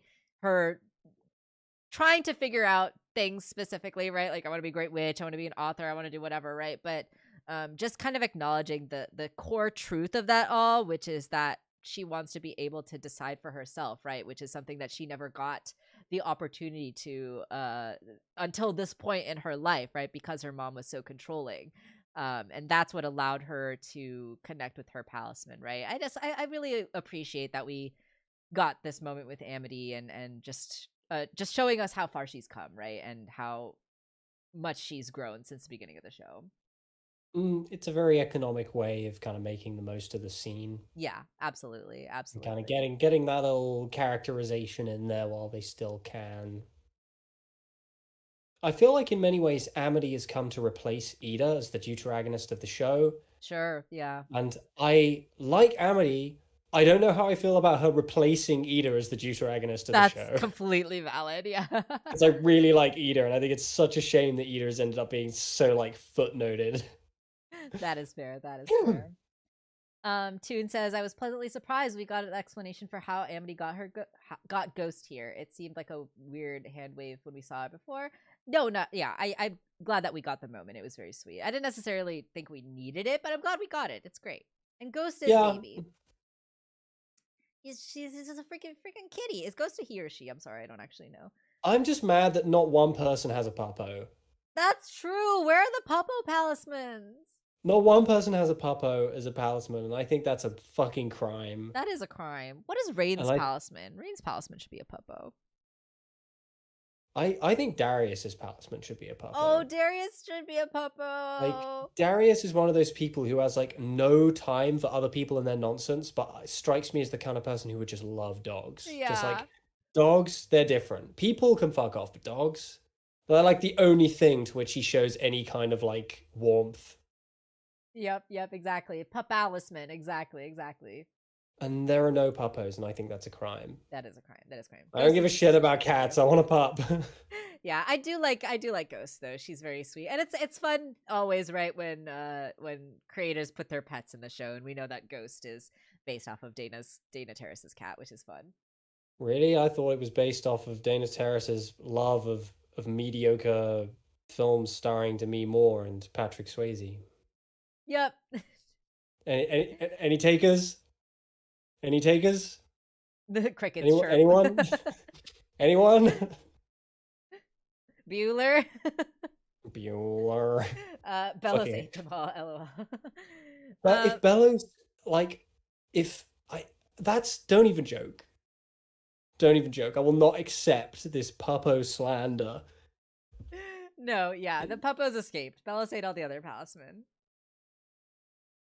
Yeah, so Luce is obviously struggling with the palisman, and like she's struggling with like also this idea of wanting to help but feeling that like she's always messing up, she's not able to do things properly, right? Like she's being really hard on herself, right? Like taking all of her failures as like her own fault when a lot of the times it was stuff out of her control, right? And Bellows being manipulative, so Indeed. and then Indeed. we get a sweet moment with Amity comforting Luce, and this is not the only reason you're in here, right? And we know that Luce is going through a lot, and so I'm glad that we just at least get a moment of acknowledging how much we miss Ida and King. And I love this photo. I love this dorky, Yeah. silly, goofy. Like I feel like this is a reference to something. I don't know. It's not like a reference to anything specifically, but there's like a general kind of meme. You'll remember I showed you a similar one, which was a what's the artist's name? It's one of those DC cover artists who did a cover of the Bat Family in that exact same style, and like they've all got That's the matching right. sweaters, and the That's sleeves say right. "na na na na" on them. That's right. That's right. But I just feel like the hootie in the background is like a No, reference to something. there's well, that's the format of the photo, right? It's I never see. just that Okay. they're all wearing matching sweaters. It's also that one of them is soft imposed in the background. It's That's really the funny. and they do that with the Bat Family as well. You've got Harley Quinn with a big dorky That's right. smile and the That's right. braces superimposed onto the back. And it was just like a style. It was like a style of family portrait back in the 1980s and the early 90s. For some reason, it was a style that a lot of people liked. But And like many things in the 80s, it's aged like cheese and it looks really dumb. And it's so it became a meme. really And so people, dorky. you It's would find them getting like dumped on awkward family photos a lot. And people would be like, oh my God, I found this photo of me and my family from when I was like 12. And we all got matching sweaters. And yeah, like my yeah. bit older sister is superimposed in the back in like, and it just looks so dumb and bad, and it's I hilarious. love And the I, accuracy too of like the baby always being like angry in those photos. Like the baby's never smiling or looking happy.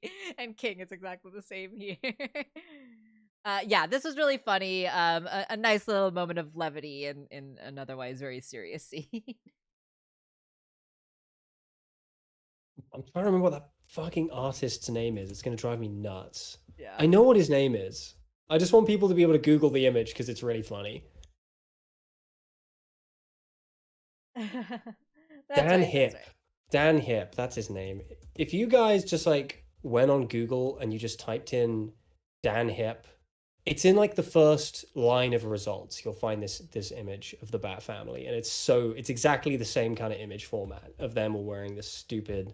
I'm gonna dump it in the chat in case you want to share it. Yeah. Them all That's wearing this stupid matching sweatshirt, yeah. and then one of them superimposed in the back. It's beautiful. It's a very funny joke. I'm glad they did it. Yeah. That's a good question, Ed. Whose idea was it to take the photo? I feel like it was maybe Luz's idea. I feel like this would be an Ida. I think this would be an Ida idea. Like, look at Ida's face in this picture. Ida is very like, I'm going along with it. Luz seems very enthusiastic. So yeah, maybe they came up with it together. I feel like Like, Luz was maybe like, let's take a family picture together. And Ida was like, I know exactly the sweaters to wear. Or maybe the other way around. it just feels like the kind of joke that Ida would make. You Right. know? Yeah, Do you know what I totally. mean? Totally. It seems like the kind of thing she would do for the laughs, and the kind of thing that Luce would go along with because she's a dork, and the kind of thing that King would be very, very angry about because he doesn't want to wear the sweater. Right. No, absolutely. Absolutely. Okay, so let's maybe like do we want to do this one last scene and maybe wrap it up after that?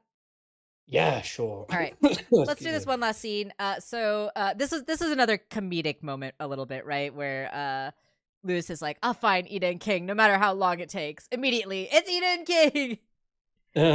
But of course we find out later, right, that the thing that Hunter saw on the star was King and most likely Tara, right, in the Ida costume. Which is funny. Yeah, she does not look good in that costume. It's really funny.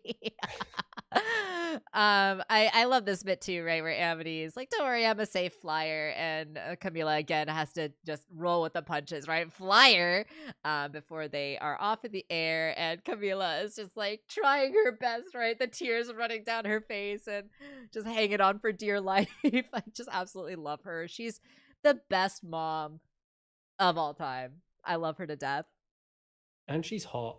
And she's a MILF. And I love her. Oh, sweet Earth, she says before she sits on this giant eyeball goopy slime monster thing. And I just love, like, I love this moment so much. Like, this might be one of my favorite Camila moments in the episode because she's like freaking out. She's ready to throw hands. She's ready to fight. She's got her bat in the air. And like everyone around her is just like staring at her like, what are you doing? Why are you freaking out? Right. And then she immediately, like, she sees everyone like looking at her, right? Like she sees Willow and Amity looking at her and she's like, I mean, and she immediately course corrects, right? And she like puts the bat down and bows to the sky. And we just get a sweet little, cute, happy, like, smiling moment from the eyeball monster, which is just fun. I don't know. I really like this moment. I thought it was really cute. And, just the fact that Camila is so quick, right? She's like first ready to fight, and then as soon as she realizes like, oh, that's not what we're doing, she like turns around, right? And I really loved it. I thought it was so fun. What do you think his name is? This guy, maybe like Trevor. fucking Fauntleroy. I was gonna say like Jeffrey or something. My money's on Fauntleroy. Fauntleroy, yeah, that's a good one. Um, Camila's face is callback to Luce's first time flying. Oh, I didn't even make that connection, but I don't remember Luce's first time flying, but I think that's right. Oh, and did Luz also say hello, sweet Earth? Wow, the parallels. That's amazing. They're the same They're the person. same. I love them. They're even looking more like each other now. Yeah, that's true. I mean, to be fair, they had the same hair back when they had it straight as well. So what I just said is kind of null. But Yeah. you just roll with it. Yeah. Stanley, that's the You goopy guys are monster. thinking of basic ass names. Because I was thinking, because it's funnier with a basic name like Steve. Where's your Titan now? Is the graffiti on the um on the on this broken statue here in the middle, right? So yeah, this was also a funny moment, right? Something's coming. Witches, demons? No, it's sparkles. And then they get just accosted by a wave of glitter. And then they all die, and the Yeah, episode and ends. the It's episode ends there. really, it's brutal. But this is like eerie. This is creepy, right? So the glitter comes, the sky turns bubbly, bright, rainbow, orange, pink, right? And we see the bubbles of color, and then we see our extended cast, all of our Boiling Isles residents, all there, and we even see these two students. And Amity recognizes them, right? And we have a moment that's just really unsettling.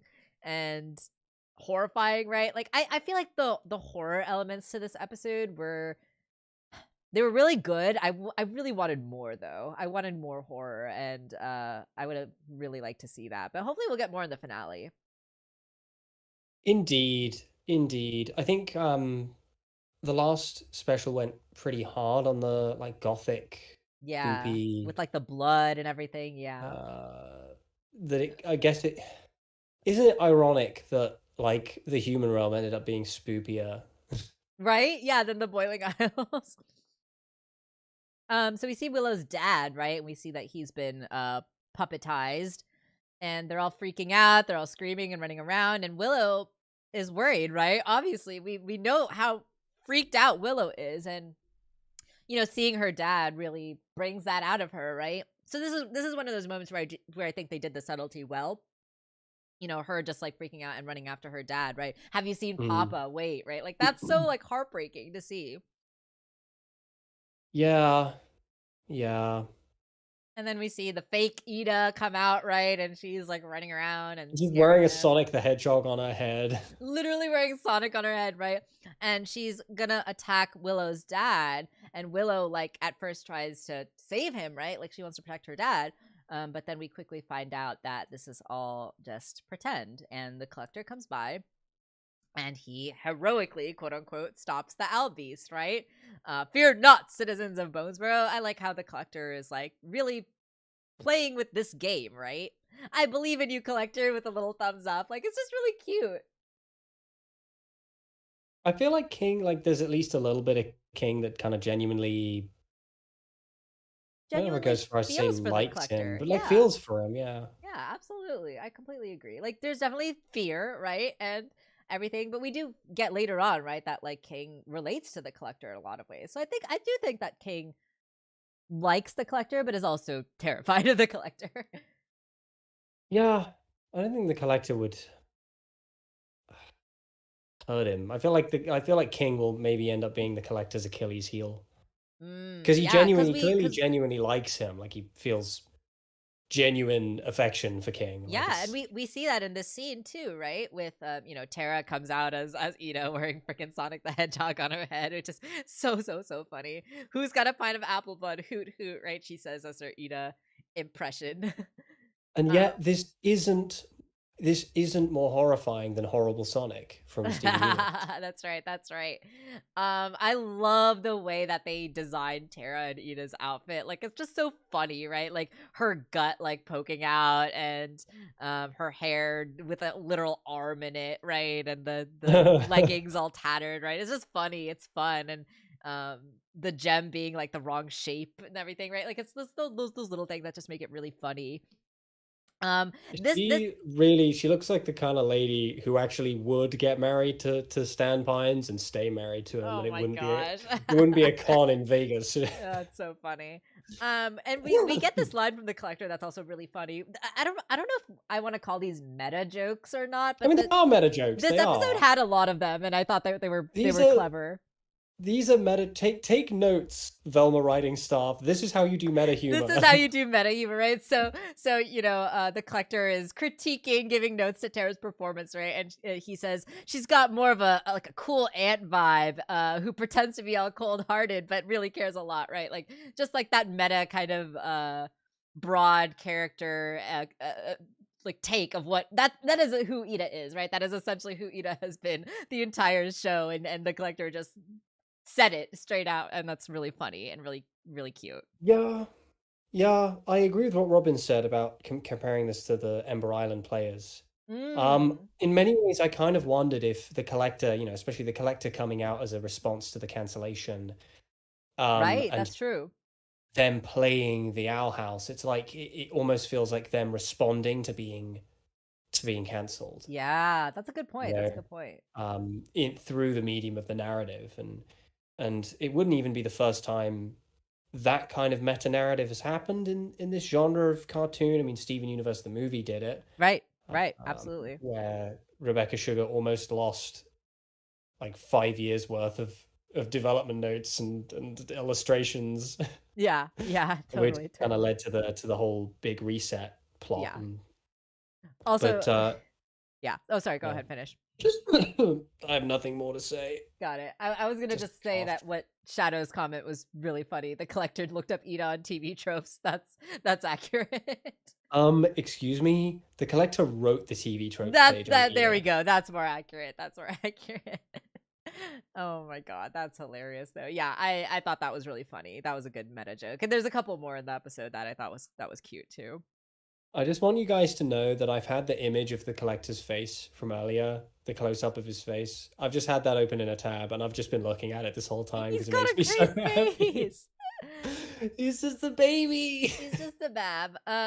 So yeah, this is that moment, right, where Tara is like, um, oh, I don't want to. You've been so annoying, a thorn in my sides, like you and your stupid little dog, right? Like she calls King a stupid little dog, and we see the collector look over at King.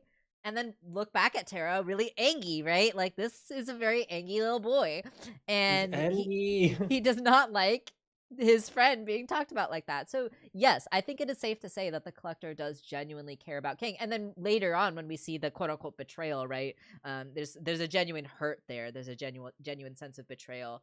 Um, which we'll talk about when we get there. I have a lot of thoughts on that. Uh, We both we do. both do. But I do like that there is a genuine relationship here, right? Like it's not just that like the collector is trying to have fun or trying to take over the Boying Isles or whatever, right? Like that's really not what his goal is. He genuinely just wants to make friends. And King obviously wants to keep everyone safe and keep the collector under control, but because there's those elements of the collector's character that King can connect with, right? There is this Mm. genuine friendship that's there, which I really, really like and find very interesting. And I don't necessarily love the way that it's going or the way that they have set up how it's going, but I am looking forward to seeing how it resolves and how these two will hopefully, I assume, establish a real friendship through like communicating their true motives, right? Like with King saying like, "Hey, I don't actually want to destroy you. I want to be your friend," and the collector saying like, "Oh yeah, I just want to be friends." Right? Like I want that resolution to be satisfying, and I have faith in the writers that they could do it. I'm looking forward I to it. would We'll see how it goes. I would be fine with the direction they're taking it in if they do a double fake and they don't do what they're doing. Right? Exactly. Exactly. um King, he just probably just wants to pinch his little cheeks, just like the Exactly. rest of us. Just give Exactly. his cheeks a little Exactly. pinch, scruffle his mane. Also, Mark's mediocre production says in the chat, I love that Hootie's still able to talk as a puppet. I love that too, but I also have something to say about that I think that the writers did not intend, that I think was kind of a mistake. But I'll get to that when I get to that. Is it that they waste time by having Hootie recite the entire script of the B movie word for word. Exactly. It just took up way Yeah, too much time. I found that really odd as well, personally. It just felt kind of strange. It's he gets this one chance to talk and he wastes it reciting the B movie, which I guess is exactly the kind of thing that Hootie would do if we're being real. Yeah. And yeah, too, and that's a good point. The fact that I've been saying that a lot does really drive home the finale is gonna have to bring a lot to it. So yeah, I mean, I'm looking forward to the finale. I feel like this episode was a lot of setup, so we'll see how it goes. I And yeah, guess that's we will true, see. Shadow. That's true that they do have the same eye colors. That's interesting. I didn't notice What makes Mark's production so mediocre? that. Good question. That's what I want to know. So Tara says all I have to do is play Edith the Owl Lady, and then I get to not get turned into a puppet, right? So it's clear that she made like a deal with the collector, and we see later on that Odalia made a deal with the collector too, right? So it's clear that the collector is like willing to negotiate a little bit to get what he wants, right? But ultimately doesn't really have the patience to deal with the people who don't like take him seriously. Right. And so I thought this was a funny gag too, right? With Tara Snapdragon being like, ooh, I like musicians. That's funny. We got to see Hootie say you like jazz, hoot hoot. Oh my god. Oh, apparently Mark told you in the last stream. Mark, my memory is terrible. Apologies for not remembering. I don't apologize. I'm just leveling with you, buddy. My memory, terrible. It's shot. You get to a certain stage in your life and your short-term memory gone. You've got to reserve that brain power to remember the reasons why you get up every morning. That's fair. So Tara, doesn't take it seriously, and the collector is not having it, and then he flicks a little moon onto it, and Sonic turns into some kind of like bunny creature. It turns into not Sonic. Collector is not a Sonic fan. Not confirmed. a Sonic fan, confirmed. And Tara gets turned into a puppet, right? Oh no. Oh yeah, like that gif that's like, oh no. Anyway. Yeah, Tara I wasn't does thinking we'd be deserve referencing Jeremy Clarkson today, but yeah, Tara, I don't really care about her, but seeing someone get turned into a puppet in front of you is quite horrifying, right? I could imagine. So I don't know. It sounds kind of fun. So I love the collector, man. Like him just spinning around with his like knees in his arms, like on his little star thing, all dejected. Like he's such a little scruggly guy. Like how could you not love him? Little Mippy. Little Mippy. Yeah, and King is like, collector buddy, you gotta stop doing that, right?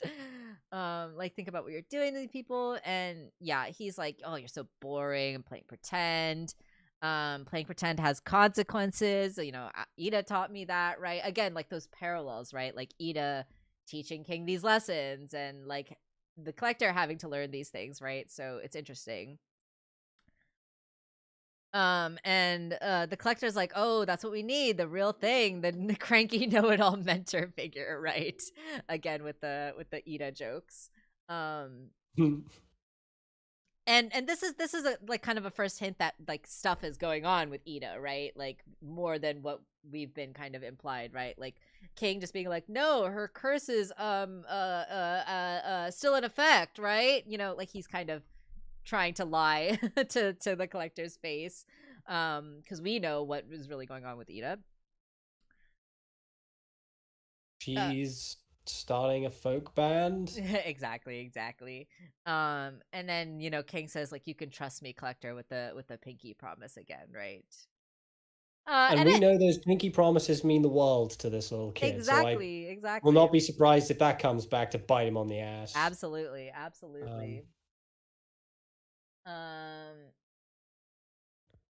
Yeah, that's fair tune. Cat has something to say. Oh yeah, my cat. She's got thoughts. She's got thoughts on the collector. She likes the collector. Possessed Rain looks like a Rankin Bus stop motion puppet. I will have to look up what that is. I don't think. Did you just call Rankin Bass Rankin Bus? No, I think I said Bass. Did I say Bus? Sorry, I didn't do that intentionally. Rankin uh, Bass, Rankin Bass were like they were a very prolific stop motion studio. They make a reference to them in Gravity Falls. You know, there's oh. the episode in Gravity Falls with all the stop motion, the creepy stop Oh, motion yeah, yeah, puppets. yeah. Um, no, that's not Rankin Bass. Or is that Rankin Bass? Or is that a different one? Rankin Bass did Rudolph the Red-Nosed Reindeer. Gotcha. Okay, okay. Maybe it wasn't Rankin Bass in Gravity Falls. Toon will know. Toon, spot for me. Spot for me. I've forgotten. Put Tune on the spot. Yeah. We get this cute little moment too where, Camila sees King from a distance and it's like, does anyone speak Oh, Spanish and know what she's saying? I didn't look up what she was actually saying here, but I assume it's something along the lines of like, oh, so adorable, right? Like so cute. I think my favorite like facial detail about Camila that just like makes all the difference to her visual appeal as a character is the way they emphasize her cheeks on Yeah, the side of the mouth. yeah. She's got these She's squishy cheeks. she's squishy and round. They're referencing something too, and I can't remember. They're the studio that did Jason and the Argonauts, and I can't remember who it was. I'm Googling it. Uh, carry Uh, on. I'm yeah. just Googling. Yeah, magical. This was definitely one of those like mother like daughter moments. Like just both of them immediately just like gushing over how cute King is. Like it's just very very sweet to see that they both like had that same reaction, right? Very cute, very cute. It's Spanish for kawaii.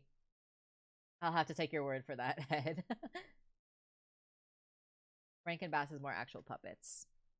Yeah, it's not Rankin Bass. I'm familiar with Rankin Bass. They definitely did the Rudolph the Red-Nosed Reindeer thing. Yeah. I can't for the life of me remember what the name of the studio was that did those old, gross, creepy claymation things. This is gonna drive me nuts. So the collector and King go back to the archive house, which is interesting too, right? Because we learn more about the collector and the collector's species, what they did, right? And the archive house was really interesting, right? Because like we learned in this episode that the collectors as a species, their whole purpose was to archive things, right? So very interesting that this place is called the archive house. I love this moment with Camila too, right? Where she's like, okay, wait, let me just get this straight. Let me wrap my head around this for a moment here. So the eyeballs on the ground are perfectly normal. That's standard fare. But this little space cherub scringly babby guy, he's the danger, like this guy. Which I thought was fun. I think that like just Camila wrapping her head around the boiling isles is just such a fun thing in this episode. I'm sorry. I'm lagging behind because half of my brain is thinking about the Owl House and the other half of my brain is trying to rectify my mistake of You're good. failing to remember the name of this fucking studio. We'll figure it out one day. Uh, so Luz says, they're all playing pretend. King told them about our adventures. Do you think everyone who's turned into a puppet gets locked in the archives? And so that's where they're going to go, right? They got to go to save everyone. I got it. It's fucking Ray Harryhausen. It's Ray Harryhausen. I got it. This is completely unnecessary. I just had to say it. Otherwise, my brain would be lagging for the rest of the day. There you go.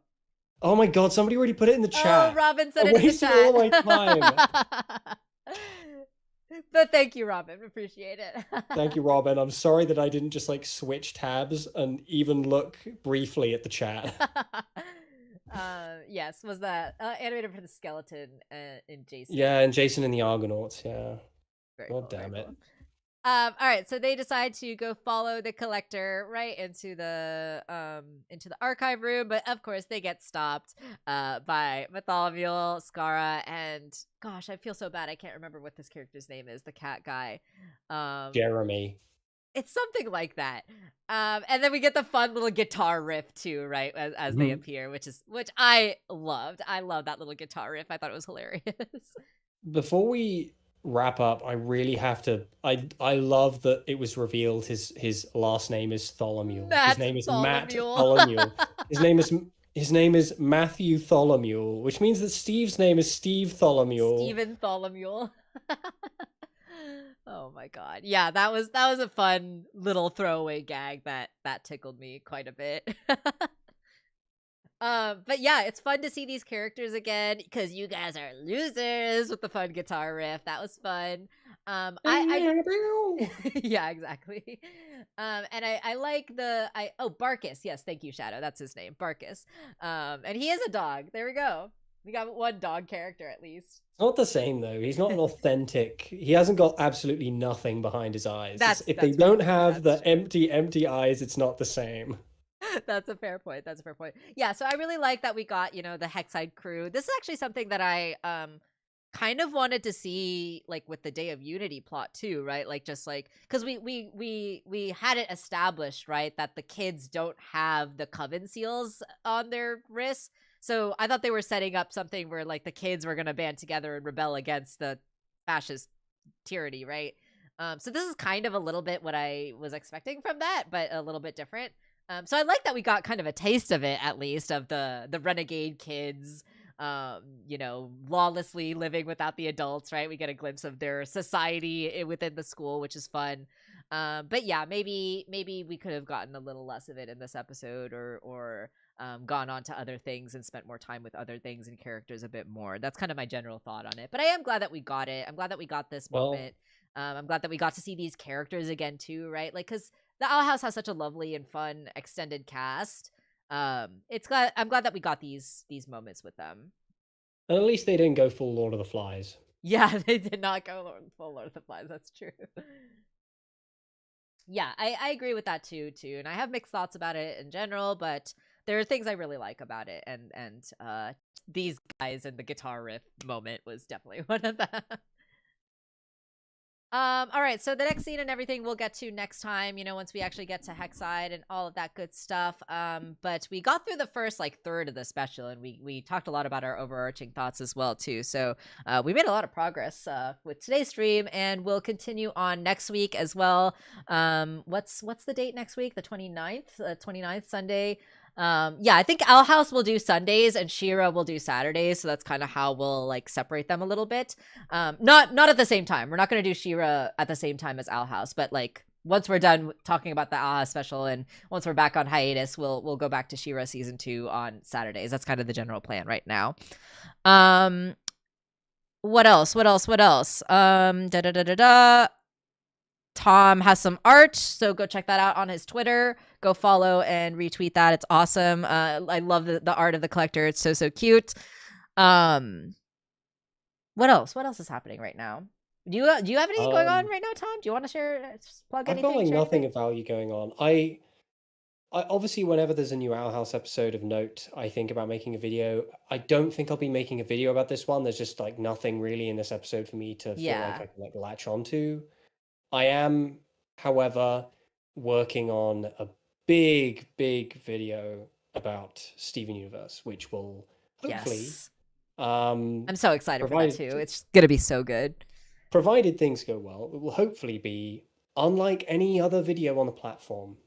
That's the goal. It's going to be a video based on something that I think has been widely neglected for a very long time. Yeah. Yeah, So I'm yeah, really excited for it. I think it's going to be amazing. I think it's going to be unlike any other aspect that Steven Universe, like the thing that you're going to talk about. I don't want to spoil it. I don't want to give it away, but the thing that you're going to talk about is something like so important and so central to the show that gets so overlooked, that gets like so taken for granted. Like people just sort of like not just accept that it it. gets overlooked; it's often actively disparaged in ways Yes. like that are unfair Yes. and Yes. ignorant to the literally anything. Yeah, Ignorant so to I'm anything. I'm really excited for you to fucking school people, put them in their place about this stuff because you know what you're talking about, and the discussions that we've had on it so far just make me so excited for that video. So yeah, if you're not subscribed to the Curmudgeon Media channel yet, what the hell are you doing, y'all? Just go do it. Go subscribe. I'm really excited about the video. And yeah, Shadow, I actually really enjoyed the Basha stuff in this episode, and I'm really excited to talk about it next time because I thought it was really fun, and I have a lot to say about that too. Yeah, I'm mixed on the Boscha stuff. I'm generally mixed on the Hexside stuff in general. I kind of feel like it didn't really need to get as much focus as it did, especially when like Hexside getting more screen time than Ida just feels like a crime to me. That is fair. That is fair. But I did like the Basha stuff. Um yeah, so we'll be back next week. I may try to stream again in between at some point because I still need to finish playing Pokemon. I know that it's been freaking months at this point. I still haven't finished that game. I still gotta play it. I really want to do it on stream. So we'll do it at some point, I promise. But I will let you all know when that happens. All right, let's go ahead and wrap it up then. Thank you all so much for hanging out and tuning in today. This was so much fun. I really enjoy these streams, especially talking about it with all of y'all, hearing your theories, hearing your thoughts. I'm sure we'll have a lot more to say next week as well as we get into the second chunk of the episode. I accidentally called Basha Sasha. That's funny. Yeah, so we'll do it next week and then week after, and that's probably going to do it for this special. But at this point now, I'm just dragging it on for no reason. So let's go ahead and wrap it up. Thank you all again so much for watching. We'll see you all next time. Stay safe and take care, everyone. Bye bye. Bye.